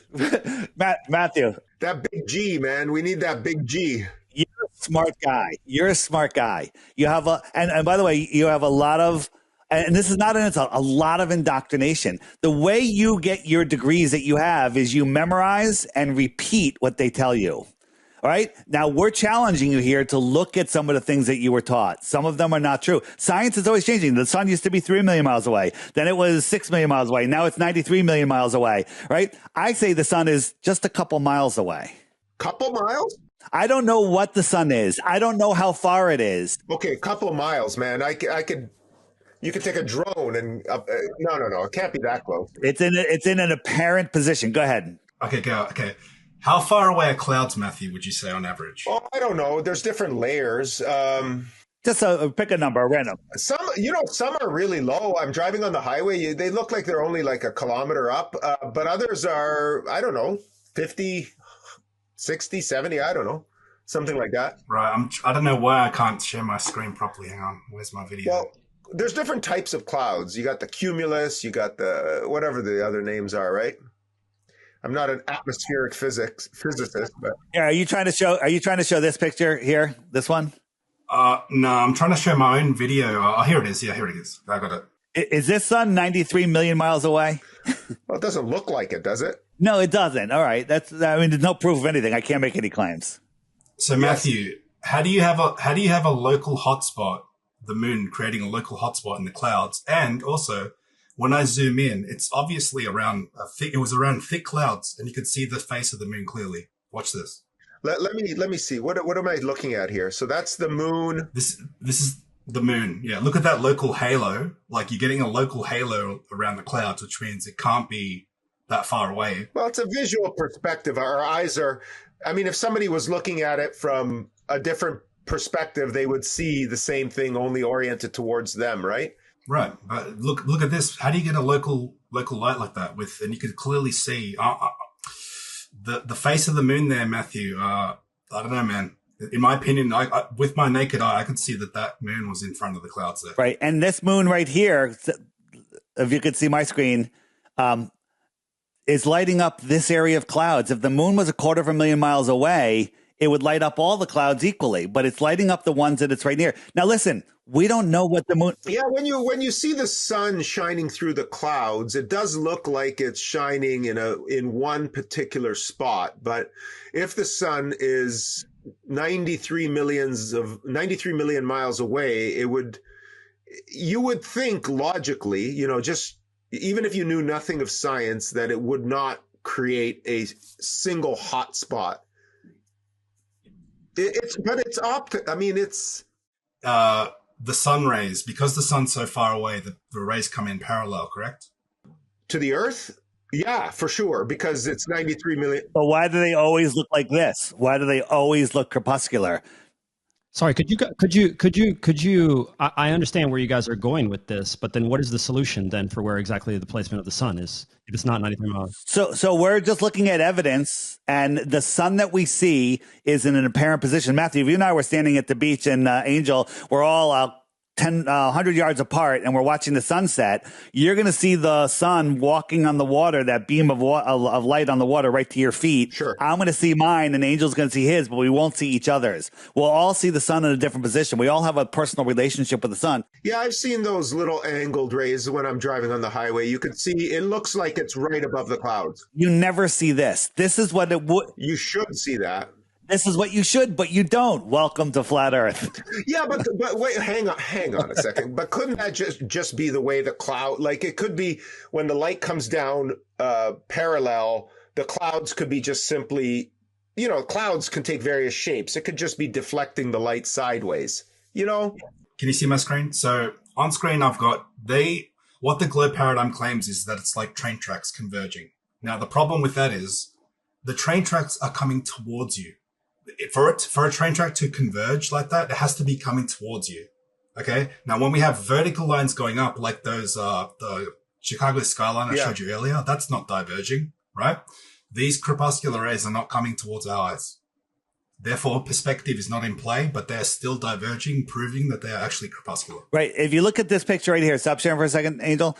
So we got the sun, the rays are coming out. Now, these rays going into the distance, they're still diverging, but they're going farther away from us. So perspective is trying to bring them together, but they're diverging so much that we can still see that they're diverging, right? So we have diverging rays here. That points to a very, very local light. And again, Angel and I, we don't know what the sun is. We don't know what the moon is, but we know what it's not. The moon is not a dusty, dirty rock reflecting sunlight, right? The moonlight is actually colder light. The moonlight, when you magnify it, is colder. Wasn't there a song about that?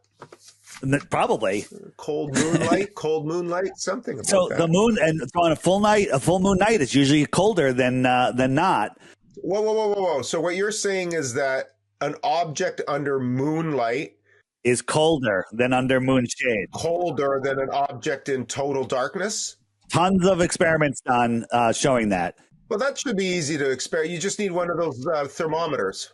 We've done it. Done 100 times. And by the way, There's 100 ways to do it to get a false reading. Some people will like put a piece of cardboard to shade the ground, but that's now insulating the ground. That's not fair. You can't do that. Well, I have one of those thermometers. I should give that a shot. You can do it where you have the moonlight. Let's say it's on the pavement, and then there's a vertical fence not insulating the ground, and there's a shady spot. Then you can do it, and you'll see a dramatic difference. Well, anything under moonlight should be a little bit warmer. Colder. No, it should be warmer because it's On a globe, yes. Wait a minute, on a globe. Okay, so let's backtrack here. Okay, so this is actually has nothing to do with globe versus flat. So now we're discussing the nature of the sun and the moon. So are you saying that the moon and the sun are, so the moon's not 240,000 miles away and the sun is not 93 million miles away? Correct.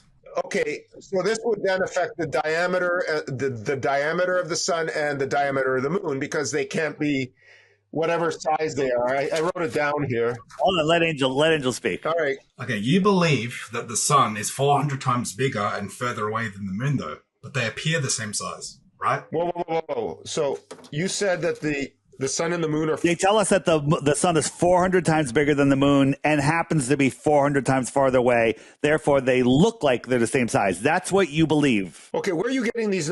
I'm calculating. Okay, so yeah, That's your paradigm. That's your paradigm. Yeah, okay, so yeah, the moon, I'm just doing, okay, so the moon is 400, sorry, the sun is 400 times greater in diameter than the moon. Okay, got it.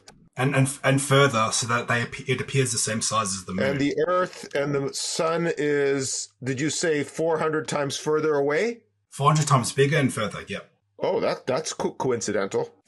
Very good. Yeah, just wait till I tell you how the moon formed in your model. Yeah. Hey, you're right. I just ran the diameter and the, it's 400. Yeah, it's basically 400 times bigger and 400 times further away. And somehow they magically line up for solar eclipses on a repeating cycle every 18 years. That's quite the coincidence, isn't it? Welcome to Flat Earth. Or Matthew, maybe they just are the same size. Okay, wait a minute. But they optically, visually, they are the same size. That's why we have eclipses. And maybe they are the same size and the same distance. You know, when we zoom in on the moon and bring it into focus, we can zoom past the moon out of focus. We can zoom before the moon out of focus, on the moon in focus, and then we could shift to a planet or the sun, and they're in focus also without changing the focus. They're all at the same focal length. Well, God does not play dice with the universe. Nothing is random. So 400, that's an interesting number. So that's why they appear the same in the sky. Okay, Matthew, check this out. If you think that's a coincidence. It is a coincidence, but yeah, okay. The curvature rate of your globe is 8 inches per mile squared, or 0.666 feet per mile squared. The tilt of the Earth is 23.4 degrees or 66.6 degrees when taken from a right angle. The diameter of the moon is 2,160, or 6 times 6 times 60. The circumference of the Earth in nautical miles is 21,600, 6 times 6 times 600. Now, I don't know how many more sixes you want, but I can keep going if you want, but that's a lot of sixes. Are we talking number of the beast stuff? It's just weird. It's just weird. The whole helio-satanic model is filled with sixes. All right, let's stick to Newtonian mechanics, but okay. Let's shift slightly. I want to talk about stars and the sun, the size, for just 1 second. I agree, and that's fine, and we can definitely continue there. But there are portions of this that I still think need to be addressed. Well, we have both of you here, ones with which we discussed in our first discussion, Dave, which has to do still with, as you guys are moving into space, but simply just talking about these large planetary objects out there. But I would like to focus a bit on, as you said, the current paradigm and who's giving that information. Obviously, Angel, you're citing NASA, where a lot of these numbers are coming from. And I would like to take this chance to give an understanding of if the flat Earth model is the correct model, or if the heliocentric model is the correct model, what's going on with then launching into space, if people are in space and on the moon specifically. So if you guys could maybe just shift the discussion there to whether or not the astronauts have any issues physically getting to the moon. We can do the rest of the show on fake space. Let me just show this one more point for Matthew, because I think it's going to resonate well with everybody. All right, let's give it that one more point, and then let's shift there, because I think people are definitely going to have a chance. The sun is 860,000 miles across. It's gigantic. If it was a mile over your head, it would look like that, right? It would just fill the whole sky. Yep. Agreed? Okay. So we got the moon, we got the sun. It's a mile away. We move it 93 million miles away, or 8 light minutes. That's how they say 8 light minutes. 8 light minutes. It's now the size of a coin held at arm's length. Yep. Okay. So if I doubled the distance again, it would be half this size. Yep. So now it's 4 times as, no, it's twice as far. I double it again, 4 times as far. It's a quarter of that size. Sure. I double it again, 8 times as far. It's now a 16th of that size, which is like a ball bearing. It's like smaller than a pencil eraser, like half the size of a pencil eraser, right? So it's now approaching the size of a large star. So 8 times 8 is 64. We'll call that 8 times the distance, 1 light hour. If we made it 2 light hours, I doubt you could even see it. Let's make it 24 light hours away. You can prove that its angular size is too small, and forget the inverse square law of how bright it would be. It would be dimmer and dimmer, but we can ignore that. At 1 light day away, you could not see the sun. How are we seeing stars 100 light years away? You're not. So this is my point. I'm going to make that point exactly. You're already jumping ahead. Oh. So at 1 light day away, we could not see the sun. They tell us Polaris, that we can all see with our naked eye, is 46 times bigger than our sun. So if we put Polaris at 46 light days away, let's round it up to 2 months. Give the globe the benefit of the doubt. At 2 light months away, you could not see Polaris. Round it up to a light year, right? You could not see Polaris. But they tell us Polaris is 433 light years away, and everybody can see it with their naked eye. Is that how far it is? 433? Light years. Uh-huh. And now the most important star in the sky, they're saying, well, maybe it's only 333 light years away. 100 light years. Okay. You can't even fathom what that is. But I just proved, giving the globe a huge leeway and benefit of the doubt, that at 2 light months away, you couldn't see it. Yeah, I mean, it's like taking a school bus. Yeah, how do we see satellites? Yeah. Oh, well, all right. Satellite, that goes right into fake space. Well, we're on track. There you go. Okay, great. Oh, is that where we're going? Fake space? Yeah, you were going into fake space and satellite. Oh, this is all about the moon landing and stuff, right? What moon landing? Okay. Wait, we landed on the moon? Didn't happen. Oh, really? Okay. Let's hear what is fake space? Let's start there. Yeah. Matthew, have you ever seen the Starlink satellites? Have you ever looked up and see the line of satellites? You can't see satellites with the naked eye, so no. People say you can. I saw them. Starlink, you can.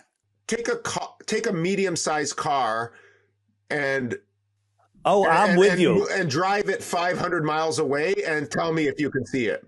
I'm with you 100%. No, satellites, from the perspective of physics, unless they have some kind of illumination, which they don't, cannot be seen by the naked eye. We gotta get him on the lives working with us. Wait a minute, hang on a second here, guys. You got to come over to Angel. He's on TikToks. No. Okay, maybe. Matthew, I want you to remember. All right, no, I have never seen the Starlink satellites because it's impossible. What you just said is true. Yeah. Okay, but here they are. And I've seen them myself. Now, this was 2 years ago. I saw. No, those can't be satellites. I'm with you, but this is what they tell us they are. Balloons, maybe? They're local. They're not far away. Drones? Yes. Don't know. Not sure. But they're not satellites because, as you pointed out, the Starlink size is smaller than a 747's engine, way smaller, right? So here's a 747. You can barely make out the shape of the plane when you're looking at it, but you can't see the engines.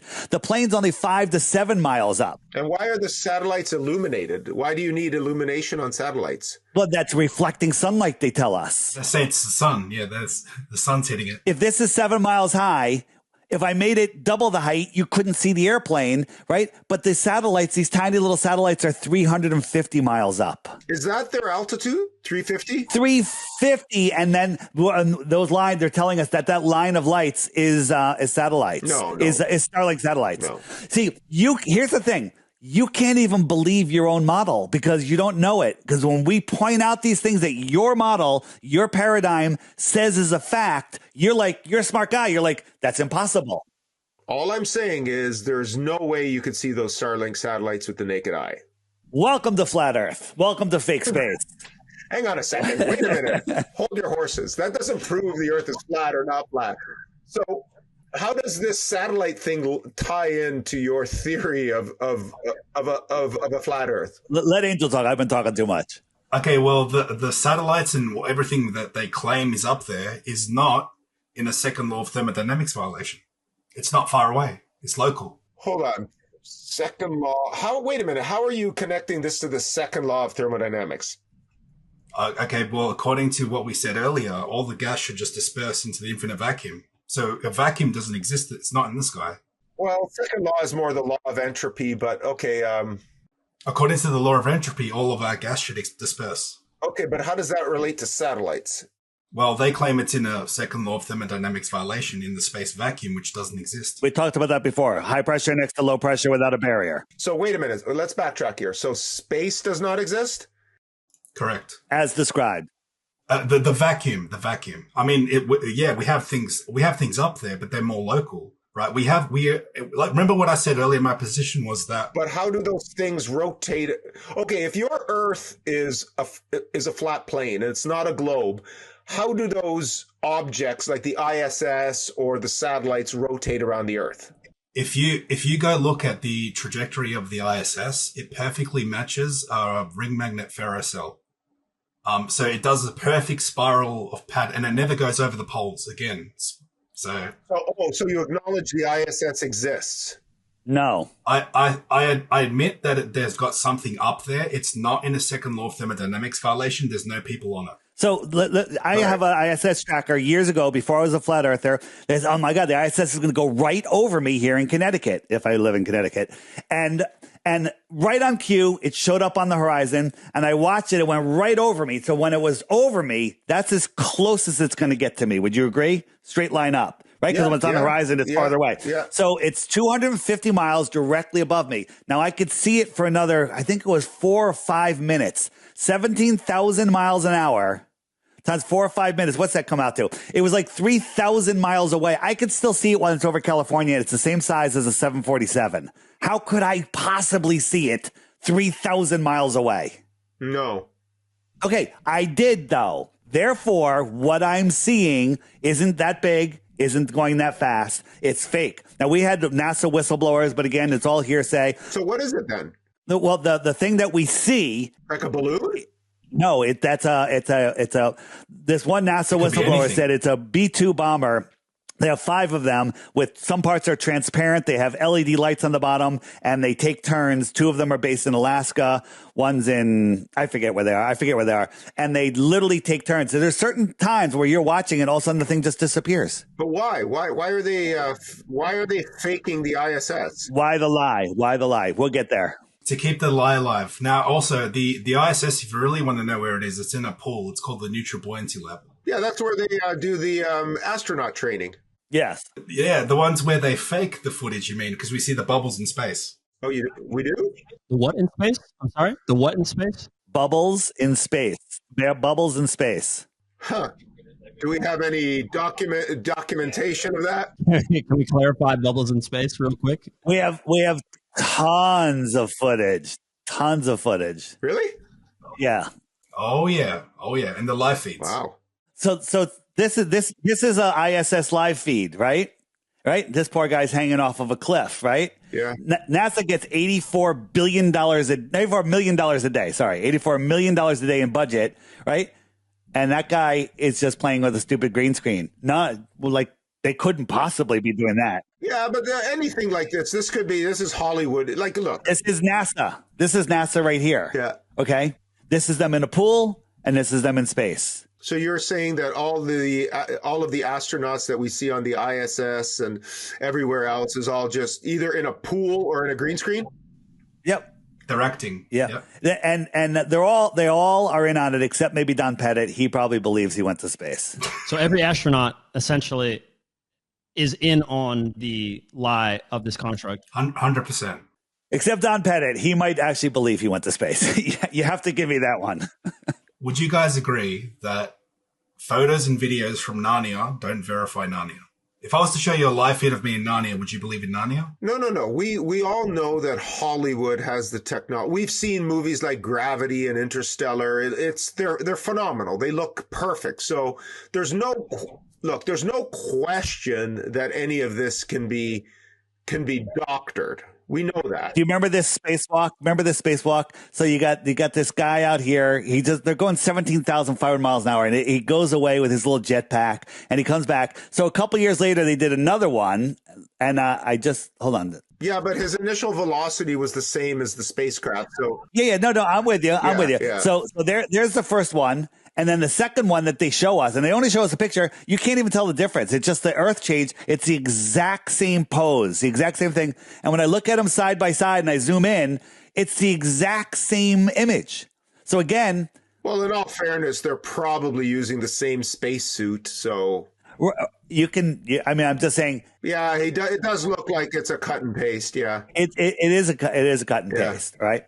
So I want to just show you what did Elon Musk say when he launched the Tesla Roadster in space? He says you can tell it's real because it looks so fake. Yeah, you can tell I'm really not in space because I look just as good as the astronauts right now. I'm floating on the space station. I remember him saying that. I'm like, what? All right, what do we got here? Is that the ISS or is that? I'm on the ISS. Come on. I'm holding on with my feet so I don't float away. Okay, but that looks fake. You look fake. Well, it is fake. It all looks fake. But here, yeah. What about this? Check this out. This was a live feed, and the guy just appeared out of nowhere. Hey, that looks green screen then.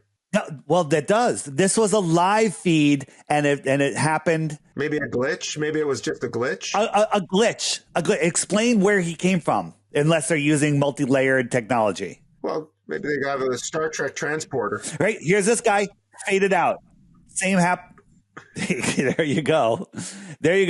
Right. And then are these legit ISS videos? These are, again, this is from an ISS live feed. Look at this line.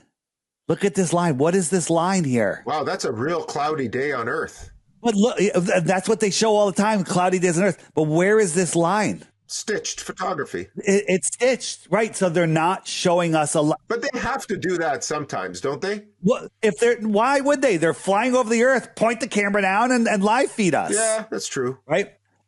This is very suspicious, guys. Very suspicious. I'm just gonna hit a couple more, and then Angel's got some things. So a lot of times when they're doing these clips here, sometimes they're hanging by wires. And sometimes they're in a pool. If the spacewalks are in pools, sometimes it's green. Oh, they're not in pools here. They're obviously not in a pool. This is not pool. This is hanging by wire, but it's a little hard to see. You can see, look right here. You can see the wire pull from his shirt. Hey, there it is. His little harness. Yeah. And there's some of the others that are way clearer, but I want to just show you a couple things, right? This is, they had their Christmas hats, and that was in 1999, but then in 2023, gravity didn't apply. Their hats became anti-gravity. Well, the little top of the hat shouldn't float up automatically. It doesn't. Well, why are they all down? Well, yeah. And why are they all up? Why are they all down? And why did the women use hairspray? Why are they all up? Down? Why are they all up? Hold on. There's one more I want to just. Is this on the ISS? This is on the ISS. They have nothing better to do than this. Well, right, and other things, right? So they had a little green screen glitch where everything orange turned blue and everything blue turned orange. All right, that just shows again that they're using technology. Here's Kamala Harris talking with the ISS, and let me just. I can't even get cell service in my basement. Look at this wire going right through the hand. They're always playing with something. This is called augmented reality. So this is like some kind of VR glasses thing? Well, that's a good point. They used, we got somebody whistle blew and said that they're wearing Microsoft HoloLenses. So the top out, they're literally behind these like snow goggles, but their faces are mapped with AI technology, and it's tracking their eye movement. So we don't see they have their goggles on, but when they're playing with the augmented reality, you'll never see them wipe their face. Okay, in all fairness, okay, just hold on for 1 second. These are all digital feeds. We know that digital feeds do glitch out sometimes. Like, we've been in Zoom meetings, things glitch out, things res, people's faces disappear. We can't really take a look. Okay, this guy coming in and out of view, these things moving. These could be these are all digital. Matthew, let me show you some more. All right. Right? Look at this lemon. Is that a real lemon or is that an augmented reality object? Look. Yeah, it looks fake. Yeah.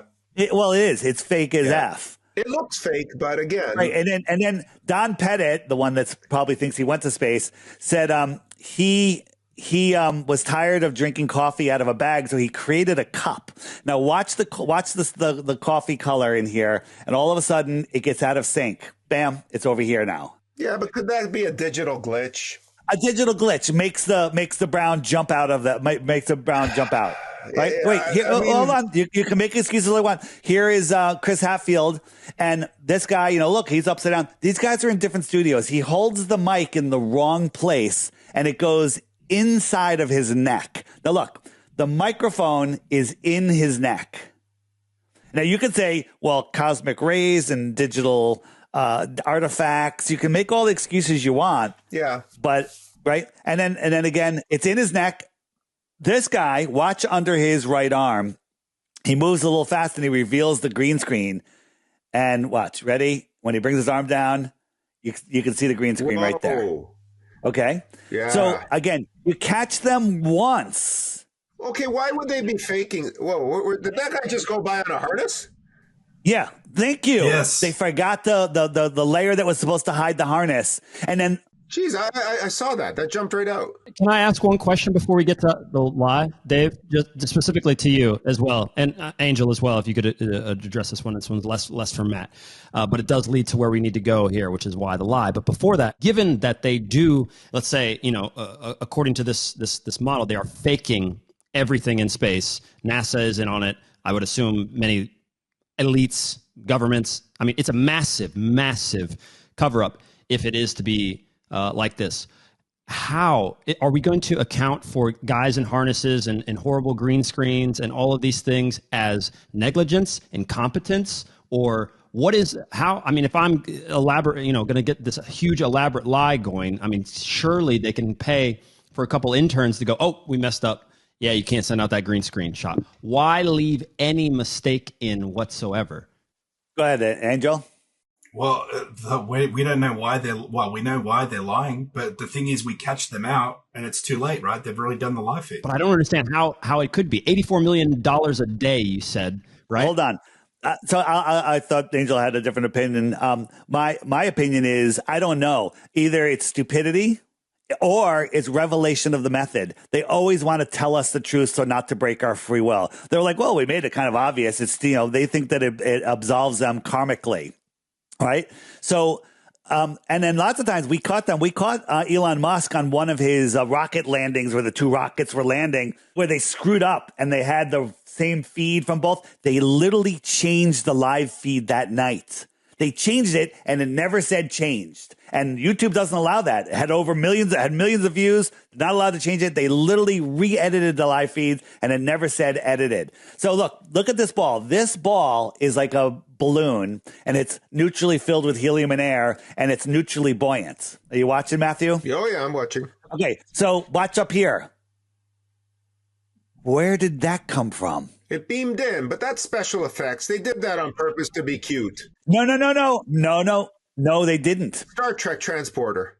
No. So that actual little beam thing you did, it's from a Microsoft product. I forget the name of it off the top of my head. That's the transition thing. They accidentally left that in. But the fact that it's not here, they're talking to kids. Oh, I see what you're saying. So okay, we see that they have the technology to okay, I see what you're saying. Yeah.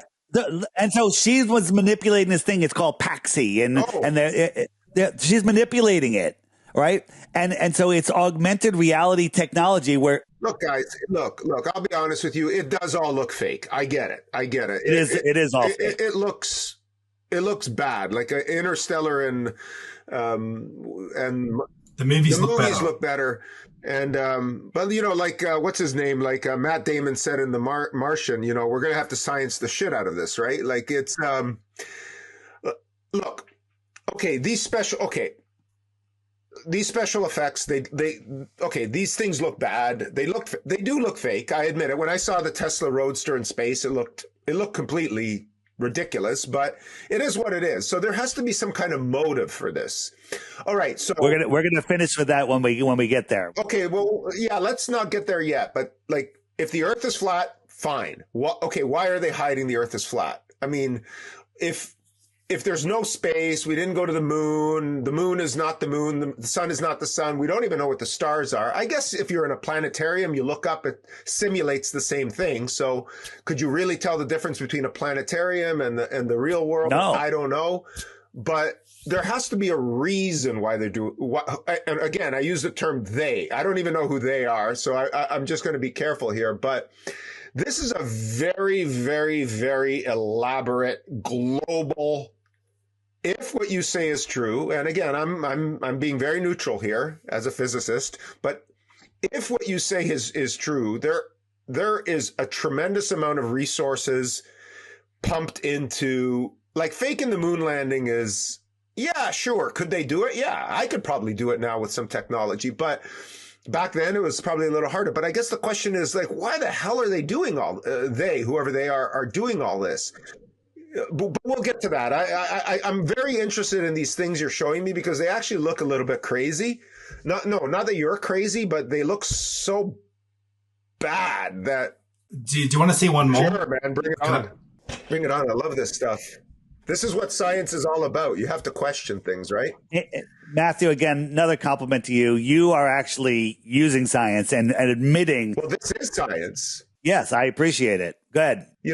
People thought Einstein was crazy until he wasn't. People thought Newton was crazy until he wasn't. You know what E equals MC squared means? Yeah, energy is matter times the speed of light squared. Yeah. No, it's actually Einstein married his second cousin twice. Oh, God. All right, boys. All right, check this out. Okay, so this is an actual real time lapse of the stars from the ISS from Don Pettit. Now, on a globe, if you're on the globe, and you're spinning, and therefore it creates the illusion of the stars spinning. Yeah. Okay. So now we're flying around the Earth at 17,000 miles an hour, and we're looking at the star trails. Now, watch. There's a major problem in this. Okay. When it faces towards the north of the ball, let's say, so these lines here on the Earth are going sideways. But why are these star trails still doing circles? Do you see that? Why would they be still doing circles if you have to be attached to the Earth and for that to be spinning? Do you see the problem here? What are those lines going east to west? Is that that's the spin of the Earth? Yeah, so this is the ISS flying in space above the Earth, but these star trails are still doing circles. That's impossible. It should be streaks of light because the stars aren't spinning in your paradigm. You have to be on the Earth, attached to the Earth and looking up at the stars for them to spin. Yes, the stars spin around Polaris, the North Star on the Earth, yes. Well, actually, the Earth spins, the stars are fixed. Exactly. So it should not be doing circles if you're flying sideways relative to the stars and doing a time lapse. Is this real, though? This looks fake, too. Yeah, this is claimed to be real. I don't know why those stars would be turning that way. I haven't given it much thought, so I got to be careful with what I say because, I need sometimes time to sit down and look at things. But what is this? This is the Georgia Guidestones where it's got a hole in it pointed to Polaris. And my friend Nathan Thompson did a time lapse. Wait, they got blown up, didn't they? Yeah. Because they prove flat Earth. So this is what we see from the Earth according to the globe paradigm. So wait a minute. So the Georgia Guidestones had a little hole in it that point to Polaris, right? Yes. Okay, how does that prove flat Earth? Well, if that Polaris never shifts positions in there and the stars actually do perfect circles, it proves we're not moving. It proves the stars are moving. But Polaris does shift position through the ages. Angel, stop swearing for a second. Stop swearing. So this is the Georgia Guidestones. Here's the hole he's talking about. It's like the thickness of a straw. You look through and Polaris is there. Polaris takes a tiny little circle every year. You can see it Sure. take a tiny little circle. Or is it every day? Every day it takes a tiny little circle. Yeah. Right. So they tell us that we're so far away from Polaris, 433 light years. Again, we can still see it. Impossible. It seems weird, yeah. That our 4.4 billion miles a year of lateral motion chasing the sun over thousands of years doesn't change, right? But because it's so far away, there's no parallax. Again, that's crazy. But the Earth also wobbles, and it wobbles 1 degree every 76 years. Okay, it's got a 26,000 year cycle. 1 degree in the sky is equivalent to 3 full moons side by side. That's 1 degree is 3 full moons. Georgia Guidestones were built in 1981. They were up for over 40 years, right? It would have wobbled over a half a degree. The moon the Polaris would have been far outside of that hole. It would have been far outside of that hole. So we started making videos about it. They started going viral, and then bam. Georgia Guidestones exploded, blew up. Terrorists blew them up. 3 hours later, the bulldozers were there. They took it all away and stole the time capsule, and no investigation. Get rid of the evidence, eh? Well, okay, but when were the Guidestones built? 1981. Okay, so 81, what is that, 24, 50, almost 50 years, whatever. And Polaris was still right in the center of that hole. Yeah, but probably in another 200 years, you would be looking through them and you wouldn't see Polaris. Like, don't you think? Wait. So you're just speculating. I am speculating. Yes, I am. They have, but they didn't move in 40 years, but in 200, they're going to move. Well, I don't know. I'm just saying Polaris, in theory, should not over time be in the exact. In the globe religion theory. Religion. It's a religion because there's no proof. By the way, the star trails are making perfect clean-cut circles. They don't intersect each other. If you're spiraling through the galaxy, the star should be a spaghetti ball in the air. Yeah. The reason this all works is because the distances are so far away, right? So far away. We're traveling 4.5 billion miles a year. They tell us that that 80% of the stars in our galaxy are binary. So they're like this. Some of them are trinary, which is insane, right? We're all moving in all different directions. But all in history, no two stars have ever crossed due to parallax. It never happened. It's never happened, right? This is Coral Castle. You're familiar with Coral Castle, right? Coral Castle is this guy, Edward Lee Scallon, built it himself. He's like 90 pounds, used no heavy equipment. Crazy. But this hole right here has a little X in it. And when you line up, there's a hole in this little triangle across the way.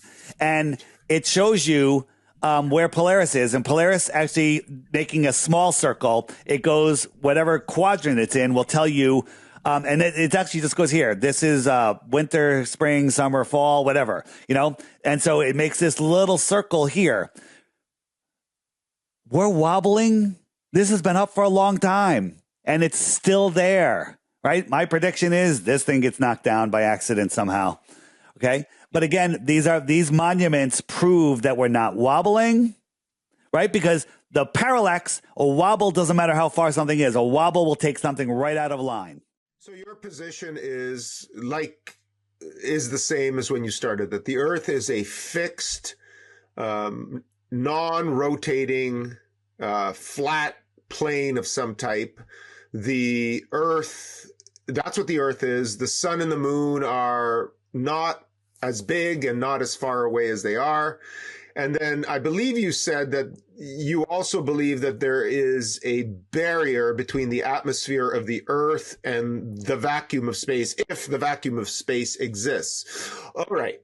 Fair enough. So how do we explain? Okay. So the moon landings, for the sake of argument, let's just say they were faked. Fine. Let's put that aside. The lander does look a little poorly constructed, but let's put that aside. What about all these missions to Mars, like Elon Musk? And what about all these rockets he's sending up, all these satellites? We're going to land on Mars in another year or 2 or 5. Like, it's getting close. So they've been saying that since I was 10. Oh, I know. Trust me. I remember landing on Mars in 1990. It's come and gone. It's never happened. But okay, but eventually, Somebody is going to call somebody on this. Okay. Eventually they're going to break the second law of thermodynamics and go into space that doesn't exist. But if there's a barrier, how do they smash? Like, okay, listen, hang on. Let's backtrack here. Correct. You're right. They're not going to do it. All right, wait. Where are these rockets? Okay, where are Elon's rockets going?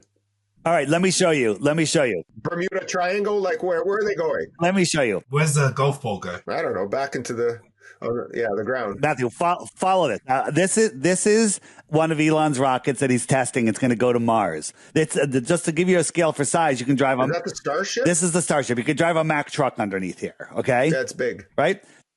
Okay, watch this. Now think about this is tens of tons. Okay, right? So, oh God, more than that. Yeah. So watch. This little flame is going to come out of here, and then. Look at the thrust. Now watch this thing. And of course, edit. Now I did cut out some sections here, but look at this. This little flame is pushing this thing up where all of that smoke would be obliterated. But look at it. Edit. We got a side view. We still have a side view, so it's not up that high. Now watch the engines here. Now we have a rocket view. Now look how fast it's moving. Look at the smoke. It's not moving very fast. Now we have hold on. Just follow me. It's going to go quick. So now, the engines have turned off. It's falling. Now we have a side view still. How high is it? Look how slow it's moving. Now watch when they edit the speed of the smoke. Ready? Is this free falling? This is tens of tons free falling. No, that's... Okay. No, but then hold on. This is Elon Musk. Whoa, look how high it is now. This is not out of order. This is off of their live stream. Now watch. These engines are going to turn on. It's magically going to go upright and, oh, look how high it is all of a sudden. Right? And then it's going to, two of the engines are going to burn out. Ready? It's going to click on. Cameraman's going to get right underneath it. 1, 2, 3 engines. Cameraman gets underneath it. 2 of the engines are going to burn out. Ready? 1, 2. And it's going to land upright with a whole bunch of CGI smoke. Okay? Look at that CGI smoke. And it's going to land. Do you believe that is real? It looks fake. I get it, but okay, it's fake because it is fake. One of the things. Wait a minute. Are they using some? Okay, listen, guys. Okay, yeah, it looks fake. Are they using a new type of fuel? Because I remember when the space shuttles were shot up, like that was a smoke show from hell. And that's when right. The Saturn V went up, like, I mean, why are those flames? Are they using a different type of jet fuel? Because that thing's burning pretty clean. Matthew, can I get in here for a second? Yeah. So Newton's third law states, action reaction. Object A has to exert a force on object B to create an equal and opposite Correct. force. Object A will push off. Okay. We put a drone in a vacuum chamber. We don't suck out the air. The drone can fly in the vacuum chamber. We suck out the air. It can't fly anymore. Correct? Yeah, for a drone, because the propellers, they require a yes. Okay. It will not fly in a vacuum. Ionic propulsion. I can show you a video of ionic propulsion, which NASA claims to use, not working in a vacuum because there's nothing to push off. If I'm on a skateboard and I push off a wall, I push off a wall on the skateboard. My arms are object A. I'm attached to the skateboard, and the wall is object B, and I'm pushing off it. Now, if I start doing this on the skateboard, I'll push the back of my head. I'm not going to move anywhere, correct? Yeah. Okay, what's the rocket pushing off in a vacuum? What's it steering with? The burning of the fuel. Well, the burning of what's happening is the burning of the fuel.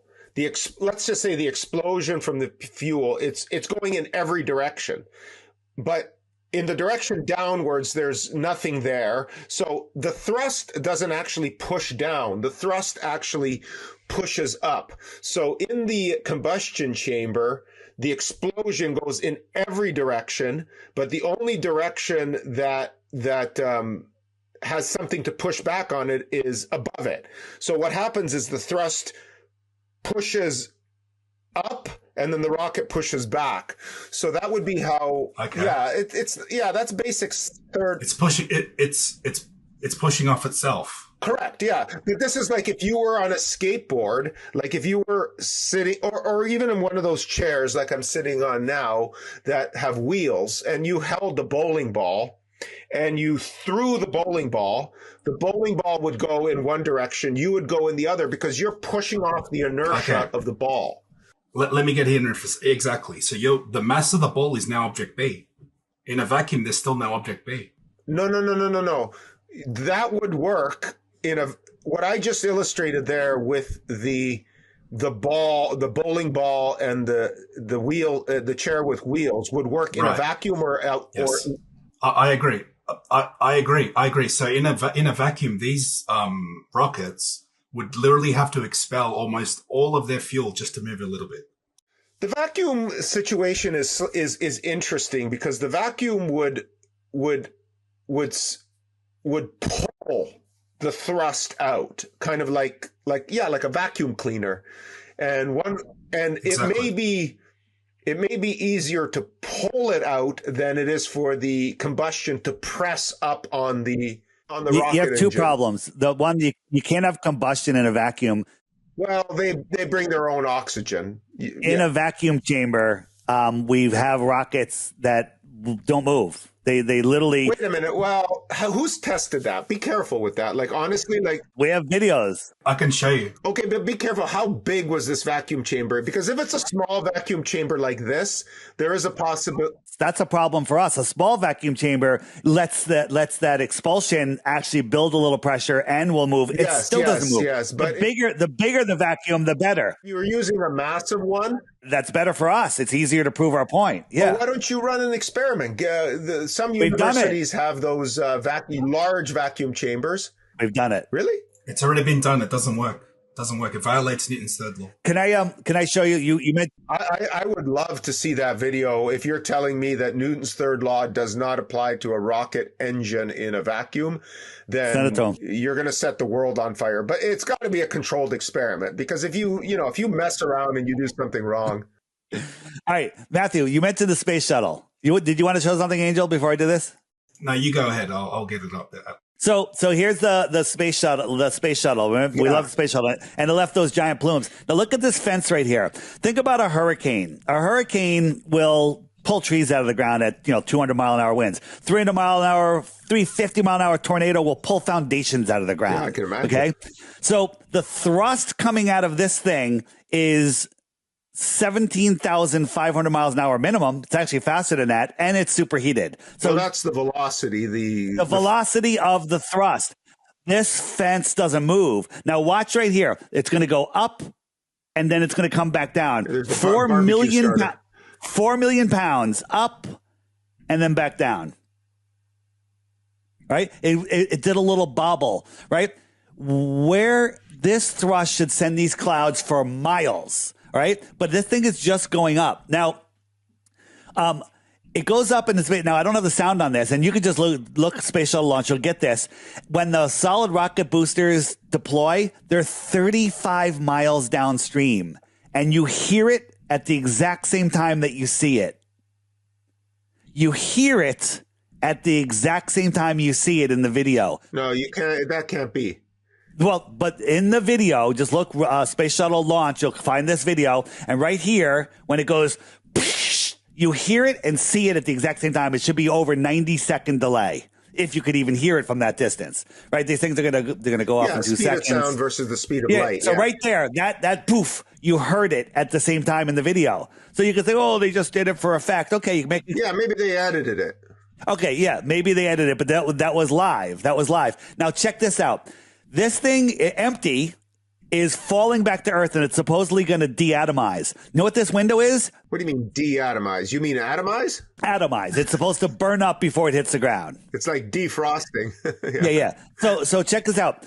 The guys filming it are on the shuttle heading upwards at over 17,000 miles an hour. This thing is free falling to the ground, and they're keeping it in frame for minutes.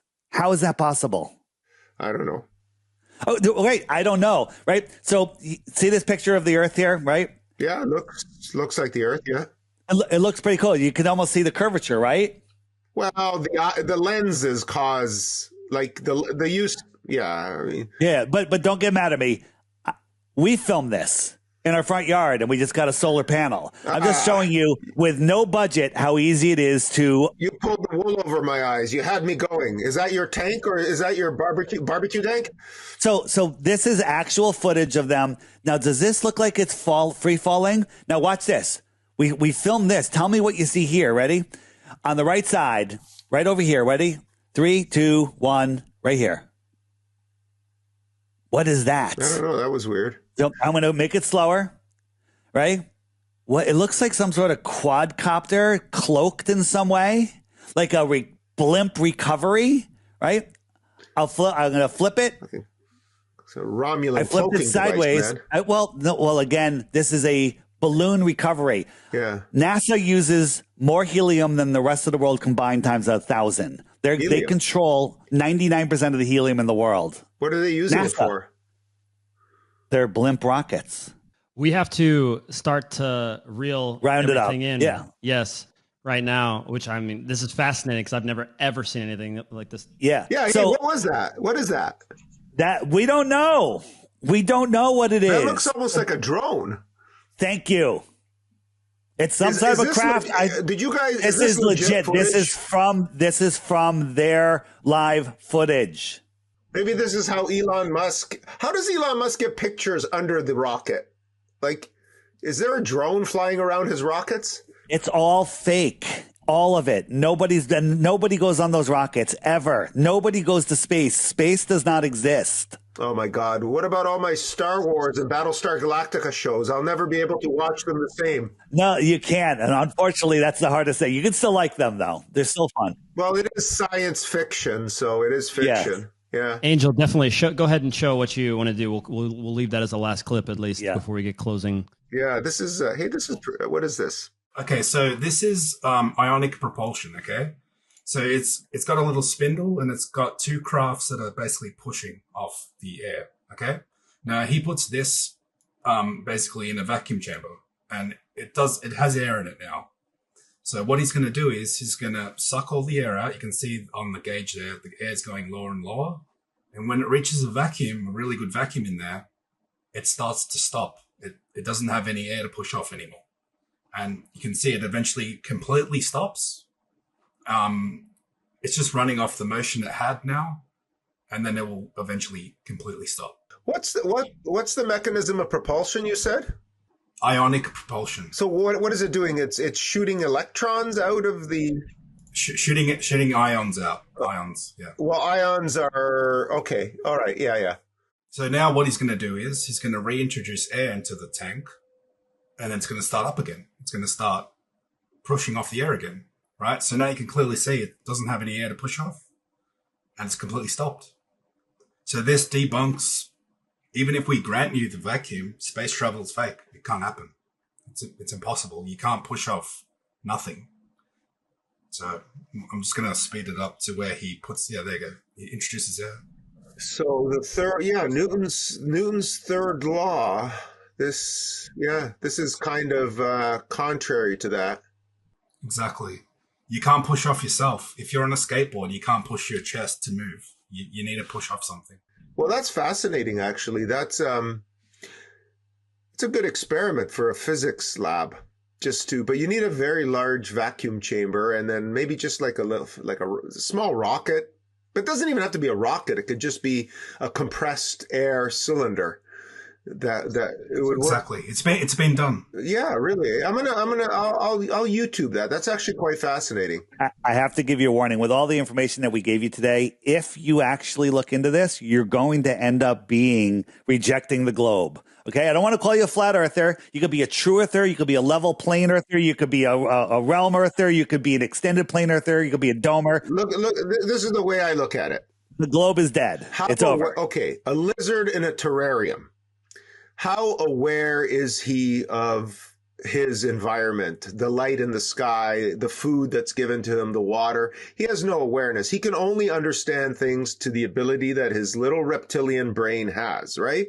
Now, we as human beings have to recognize that, as much as we think of ourselves, we may not be the sharpest tools in the shed, and we may not have a perfect understanding of reality. Now, your reality is a little bit outside of, and admittedly, it's a little bit outside the mainstream of, Newtonian mechanics and relativity and physics and all that. We have a whole model of our world based on those equations, those realities. However, science, contrary to what other people may think, is about investigating and testing other things.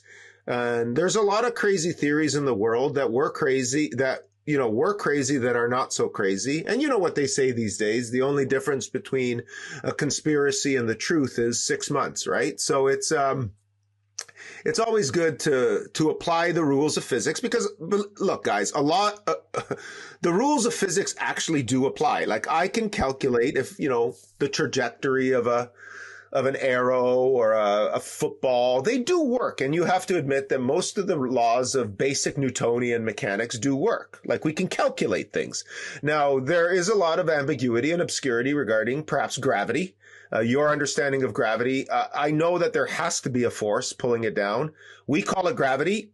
I mean, is it possible that it's something else that we don't understand? Sure. Who knows? But, or that we do understand, electrostatics. Again, I'm not an electrical engineer, but yes, we know that electrostatics can cause effects similar to gravity. We know this. It's not even controversial, and it's, nobody will say it's controversial. So it's scientifically provable. Gravity is not. Gravity is a religion. The religion of the G, right? The big G. Exactly. Yeah. Exactly. Which, the same reason a helium balloon floats, it's less dense than air. A rock is more dense than air. Dave, you've got the round table up there. I know that has to do with the why. I'm going to make this super tight because we're way over. Why. Okay, so let me finish. I'm going to make a short rant. It's not going to be too long. Yeah. Right? So the Council of Foreign Relations, the United Nations, the Bilderberg Group, the Club of Rome, the Royal Institute of International Affairs, and the Trilateral Commission, those are the people that we know. Who are their rulers? Okay? Where do they get their information from? I think their rulers are in lands where we're not allowed to go, lands beyond Antarctica. Maybe who knows where they're going from, right? So how do you piss off a baby? You take its ball away, right? Not much difference between a grown man, because your entire world is based around this. Now, what they don't want us to understand is that we are these incredible, powerful beings. We're in this realm. We're part of this living system. The moon controls women's menstrual cycles. The sun controls men's cycles. Where the sun and the sun and the moon, the sun is electric and the earth is magnetic, and we are electromagnetic. We live in this incredible realm at the center of creation. This place was created for us. It is filled with abundance, and it is magical if you don't understand what this place is. Our thoughts create our reality. Look at your life. It's your fault. Everything that you think, you attract. Your thoughts are magnetic, right? They don't want you to know that. Yep. So what they do is they literally put a globe over your head and they say, this is where you live, a world of limited lack and fear. Okay. It's a prison for your mind. And when you're in that prison, you don't even see the bars. Right? Because you're lost in there. So why would they, what has Flat Earth done for me? Well, I'm more at peace, greater sense of freedom, closer connection to the creator, no fear whatsoever, right? Fear is the only way that they get you. So divine law is the law of God. Common law is the law of the land. Statute law or admiral maritime law is the law of the sea, or man's law. And this is important. In order to convince man to give up his divine rights and their common rights, you have to convince them that they're not divinely created in a divine world. And that's what they do. The globe lie is the one that's hiding everything from us. They're hiding free energy. They're hiding the creator. They're hiding our spirituality. They're hiding more land, more technology, more resources, right? Scientific knowledge, excuse me. They're hiding that we're special, that we're at the center of creation, right? So how can everyone be in on it? They're not. You're not in on it. And for all of your life, you've been defending it. Until today, you're now thinking, you're now looking at some stuff that you may never have thought of. They've literally made the prisoners the wardens of our prison. And once you can break that freedom, once you can break that, you literally unplug from their matrix. You unplug from, their reality, which is not real. Like, and if you live in fear, false evidence appearing real, FEAR, and you listen to the news, north, east, west, south to steer your mind, you are lost inside of their system. And, again, if they have you on their globe, right, you have to play by their ball field rules. You have them playing with their fake money, right? They control you with money and fear. That's how they control you. When you understand that we're at the center, that there is no G warming, and I don't want to say it because I don't want YouTube to flag it or anything, that there's unlimited resources, that there's no overpopulation. The population of the earth is well under 3 billion, I think. Really? Okay. Well under. Right. And there's statistics. When you see these statistics, you're like, wow, I never even thought about that, because they're literally keeping you in fear. Right. They want you to believe that we're overpopulated. You could take every family in the world and give them a quarter acre in Texas, and then the rest of the world will be empty. Okay. It's absolutely ridiculous. And that's with 8 billion. Okay. Yeah. There's no way that there's 8 billion people. Right. There's no possible way. They want us living in fear. Angel, what do you want to add to that? What they've done is they've hidden the creator who created heaven and earth, and they've basically assumed the role of the creator by doing that. So now who do you worship? The GAV. Okay. So you think you have to get up and work all your life and then retire at 80. No, we should be in utopia if everyone knew the truth, because we could have free energy. We could have unlimited resources. We would know that there are no outside threats, no aliens, no asteroids, no meteors coming in to kill us in any second. Right? It's interesting.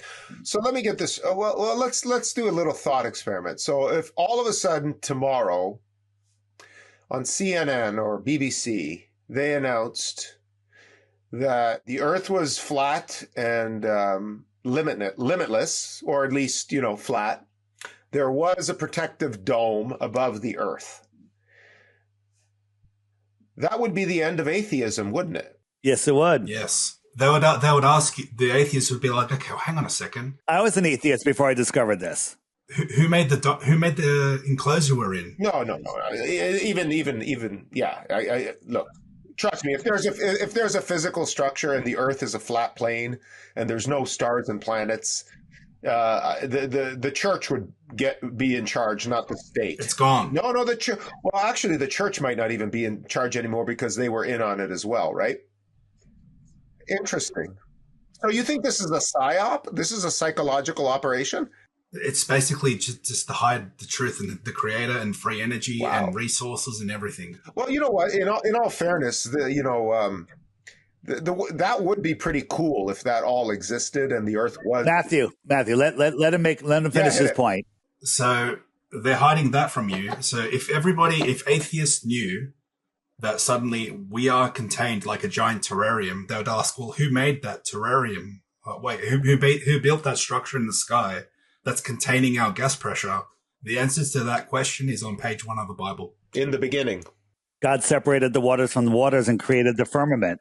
Yeah, in the book of Genesis, in some of them, they actually even draw the firmament in there. I've seen it in some. Yes. Yeah. Yes. So it shows the firmament, it shows the stars and the moon and the sky and the sun inside the firmament. Yeah.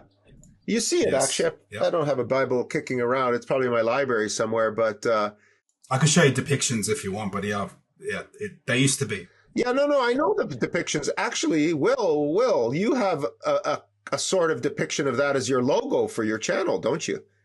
I do, but, funny enough, the inspiration for that came from Gnosticism, actually, and a belief that you obviously, well... I guess it shares some sort of relation to... No, you have a little guy peeking his head through the firmament looking on the other side. Absolutely. But I'm saying that the inspiration... That's why I accepted your request, by the way, for an interview. I saw that. I'm like, all right, this guy, He just doesn't know it, but he gets it. He's secretly a flat earther. Without knowing, it's somewhere in my subconscious, right? Right there, it could be. Yes. You've always known. You've always known. Yeah. Well, this is interesting. Like, there's obviously some things that I have to. I mean, that's it. Yeah, that's it. I've seen that before. Yeah, the world of the Hebrews. Wow, maybe they had it right, eh? That's what we live on. Yeah, that's what I believe we live on. Well, guys, I hate to break it to you. I hate to cut this off for you, but I've got to also make sure that my editors will have a chance to do this. They're going to try and get this out on Friday, and so we kind of have to kill it. Let me just wrap up. Look, this is my app. I have an app that teaches you about flat Earth because Google doesn't want you to learn. These are people that have my app, which represent less than 1% of the flat earthers out there. They're everywhere, but on the app, very important is if I click this button right here, which is the more resources button. And this is what I want you to look at is right here, experiments. This one right here, we've done all of the experiments for you. We've documented all of them. There's also the frequently asked questions. Every question you could ask, why to lie? Amazing videos there. Eclipses, where does the sun go? There's even a homeschool section. There's books, tons of books, right? Biblical books, novels, old world books, kids books, all sorts of stuff. And there's amazing stuff in this section. This is the homeschool section. And I just added this girl. You got to check her out. We Are All Energy. She talks to AI, and she's got her AI is reflecting her consciousness. And it's amazing. It's absolutely amazing. I literally just added this yesterday. But what's the app called there, Dave? It's called the Flat Earth Sun, Moon, and Zodiac Clock. All you have to remember is flatearthdave.com. Just go there and click the banner. Click the banner. Yeah. And it has everything. It has a biblical section. Amazing stuff here. Really good stuff. You'll love this girl, Kay Podge. Amazing. All biblical stuff and mind-blowing stuff. You know, some of the stuff you showed me is interesting. Like, look, I'm approaching everything from a math and physics perspective. So some of the things you showed me, the numbers didn't quite add up, like in terms of the platform and the curvature and things like that, the refraction and, you know. Didn't add up for the globe. Yeah, sorry. It didn't add up for the globe. Like, I'm assuming all those numbers are right. Those pictures are true. So I'm not going to even, I'm not calling anybody a liar. I'm going to assume those are correct. What happens when you verify that we're right and they're impossible? What happens then? Look, it's important to always have a rigorous scientific process to review these things. If indeed those things are as you presented them, and they do appear to be, then it does raise some questions regarding, other things. Perhaps is refraction.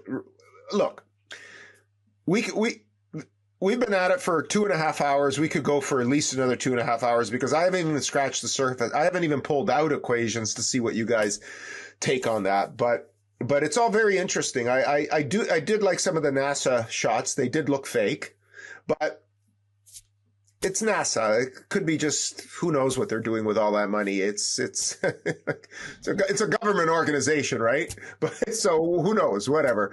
But yeah, it was really interesting, guys. I really enjoyed the conversation. Again, I didn't want it to be confrontational. It was enlightening. I saw some things that piqued my interest, and next maybe I will run an experiment between two tall buildings. I just don't have the GPS equipment. But maybe we could do a video of an expedition. All four of us will go out. We'll do some calculations. Maybe get out on a lake and see if we could see further than we can. I think there's always got to be an evolution. I know that I could see further than I should because I've been out on lakes before. I always attributed it to refraction, but now that I think about it, refraction, magical refraction, or flat Earth, simple. It's just flat. Like, your explanation would be the easiest because then I don't need math. I can just use my own senses, right? The Navy railgun can shoot targets well over 100 miles away. At 100 miles away, there's 6,600 feet of a hump between them. Makes no sense. They could laser them with a target them with a laser, and then line drive. Well, even radio doesn't radar. Right. A radio shouldn't work over the horizon either. Microwaves go 10,000 miles when they shouldn't go 80 miles. Yeah, Marconi, he get his transmission. Hey, how did Marconi do that across the ocean? Because the Earth is flat. Yeah, because no, I'll tell you how it worked. Because he shot it into the sky, he bounced it off the ionosphere that he didn't know existed. Marconi, I forgot about him. Yeah, he sent radio waves across the. You can't do that. Interesting. I'm no telecommunications engineer, but that does seem like a long way. That's why they say the ionosphere exists now. Oh, they made it up for that? That's why. You guys are awesome. I really enjoyed this. Like, maybe we could do it again sometimes, eh? Absolutely. Like, you know what? Well, we got to have some kind of conference on this. Yeah. There's going to have to be an evolution of this. We'll put our minds together here. I definitely, obviously, I appreciate you guys taking the time to do it. I think we need to do an experiment and Well, I want you to go to that experiments page on the app. I will. I'll check it out, Dave. Most of those experiments have been done. We've done mirror flashes, lasers, balloons. We've done everything. And they're all, every time it comes out, flat Earth, no curve. Hey, what about the retro reflectors on the moon? Like, doesn't that prove that we landed on the moon? They were bouncing stuff off the moon before that. Yeah, that's how they figured out how far the moon was. Okay, okay. Wait, I forgot to. Yeah, retro reflectors. Yeah, they bounce lasers off. It should take 2.5 seconds to get back. So check this out. They send out 100 quadrillion photons, and then one comes back, and a computer run by NASA goes, "Bing." Yeah, but you can trust them. Thank you. There you go. We can trust them. They're a government agency, aren't they? Yeah. Hey, Matthew, NASA is the only part of government that doesn't lie. Don't worry about it. No, I'm. Well, guys, it was a pleasure. Will, this was awesome. You cobbled together two upstanding gentlemen here for a good discussion. I liked it. Definitely. I think it'll go well. I have no doubt there'll be plenty of questions. I mean, we didn't touch even half of the questions that I continue to have. So we will do this at some other point. We'll bring some evolution to it because I think it's cool. Yeah, we should talk more about, look, we can do more experiments, but I think we need to get deeper into the philosophical aspect of this. Next time we book it, pick an earlier time than 10 a.m. Eastern. Earlier the better, because look at poor Angel. He's right over here. What time is it? Like 3 o'clock in the morning? Yeah, 2:40. 2:40. We didn't even discuss time zones. We got to figure out these time zones. Time zones. And why are the time zones in the north different from the time zones in the south? Because the south is bigger. Because it goes around. Yeah. It's 3 o'clock in the morning where he is. And right here, it's just after noon for me because I'm right here. And so are you. You're right along this line. Yeah. And so when the his sun's going to be rising soon. You better get some sleep, Angel. Oh, now those flight paths make sense. Flying from. Yes. Oh wow. Yes. Can we look? Yeah. When you look down, it makes sense why you fly to Dubai to get to Johannesburg. Yes. Can we just look at one type? I know Will's going to kill me. Look, New Zealand to Argentina. Ready? New Zealand to Argentina. It goes all the way up to San Francisco, Texas, and Argentina. Look at it on a flat Earth map. It's a straight line. You're blowing my mind here. Thanks, Will. Yeah, that makes perfect sense. Okay, listen, guys. I am not endorsing anything you said. All I'm saying is that is interesting. That is interesting. I'll take it. We'll take this to part 2 or whatever part, because we haven't even touched upon this, because there's a lot of emergency landings they do. I'm wondering where they land emergency-wise. Oh, I have them all listed, but we don't have time. We don't have time. No. I don't want to get into it. We'll do it next time. All right, guys. All right. Appreciate it, guys. We'll see you later. Everything is linked down below. See you. Thanks. Take care. Hey, everyone. If you enjoyed this interview, please help support my work and help wake up others by referring or gifting the app to at least one person today. By doing that, you're going to help wake people up and help me to continue doing other interviews like this. With the censorship out there that's going on, it's very difficult to find relevant information. And the app, as you know, brings people to the truthful information of our world. So help support my work, help support your efforts in waking up friends, family, and strangers. Gift them the app or just recommend the app. And let's make 2025 the year Flat Earth breaks free. Check the links below for information on how to gift the app or just refer the app to others, and use your referral code to earn Dome cryptocurrency and a free subscription. Thanks.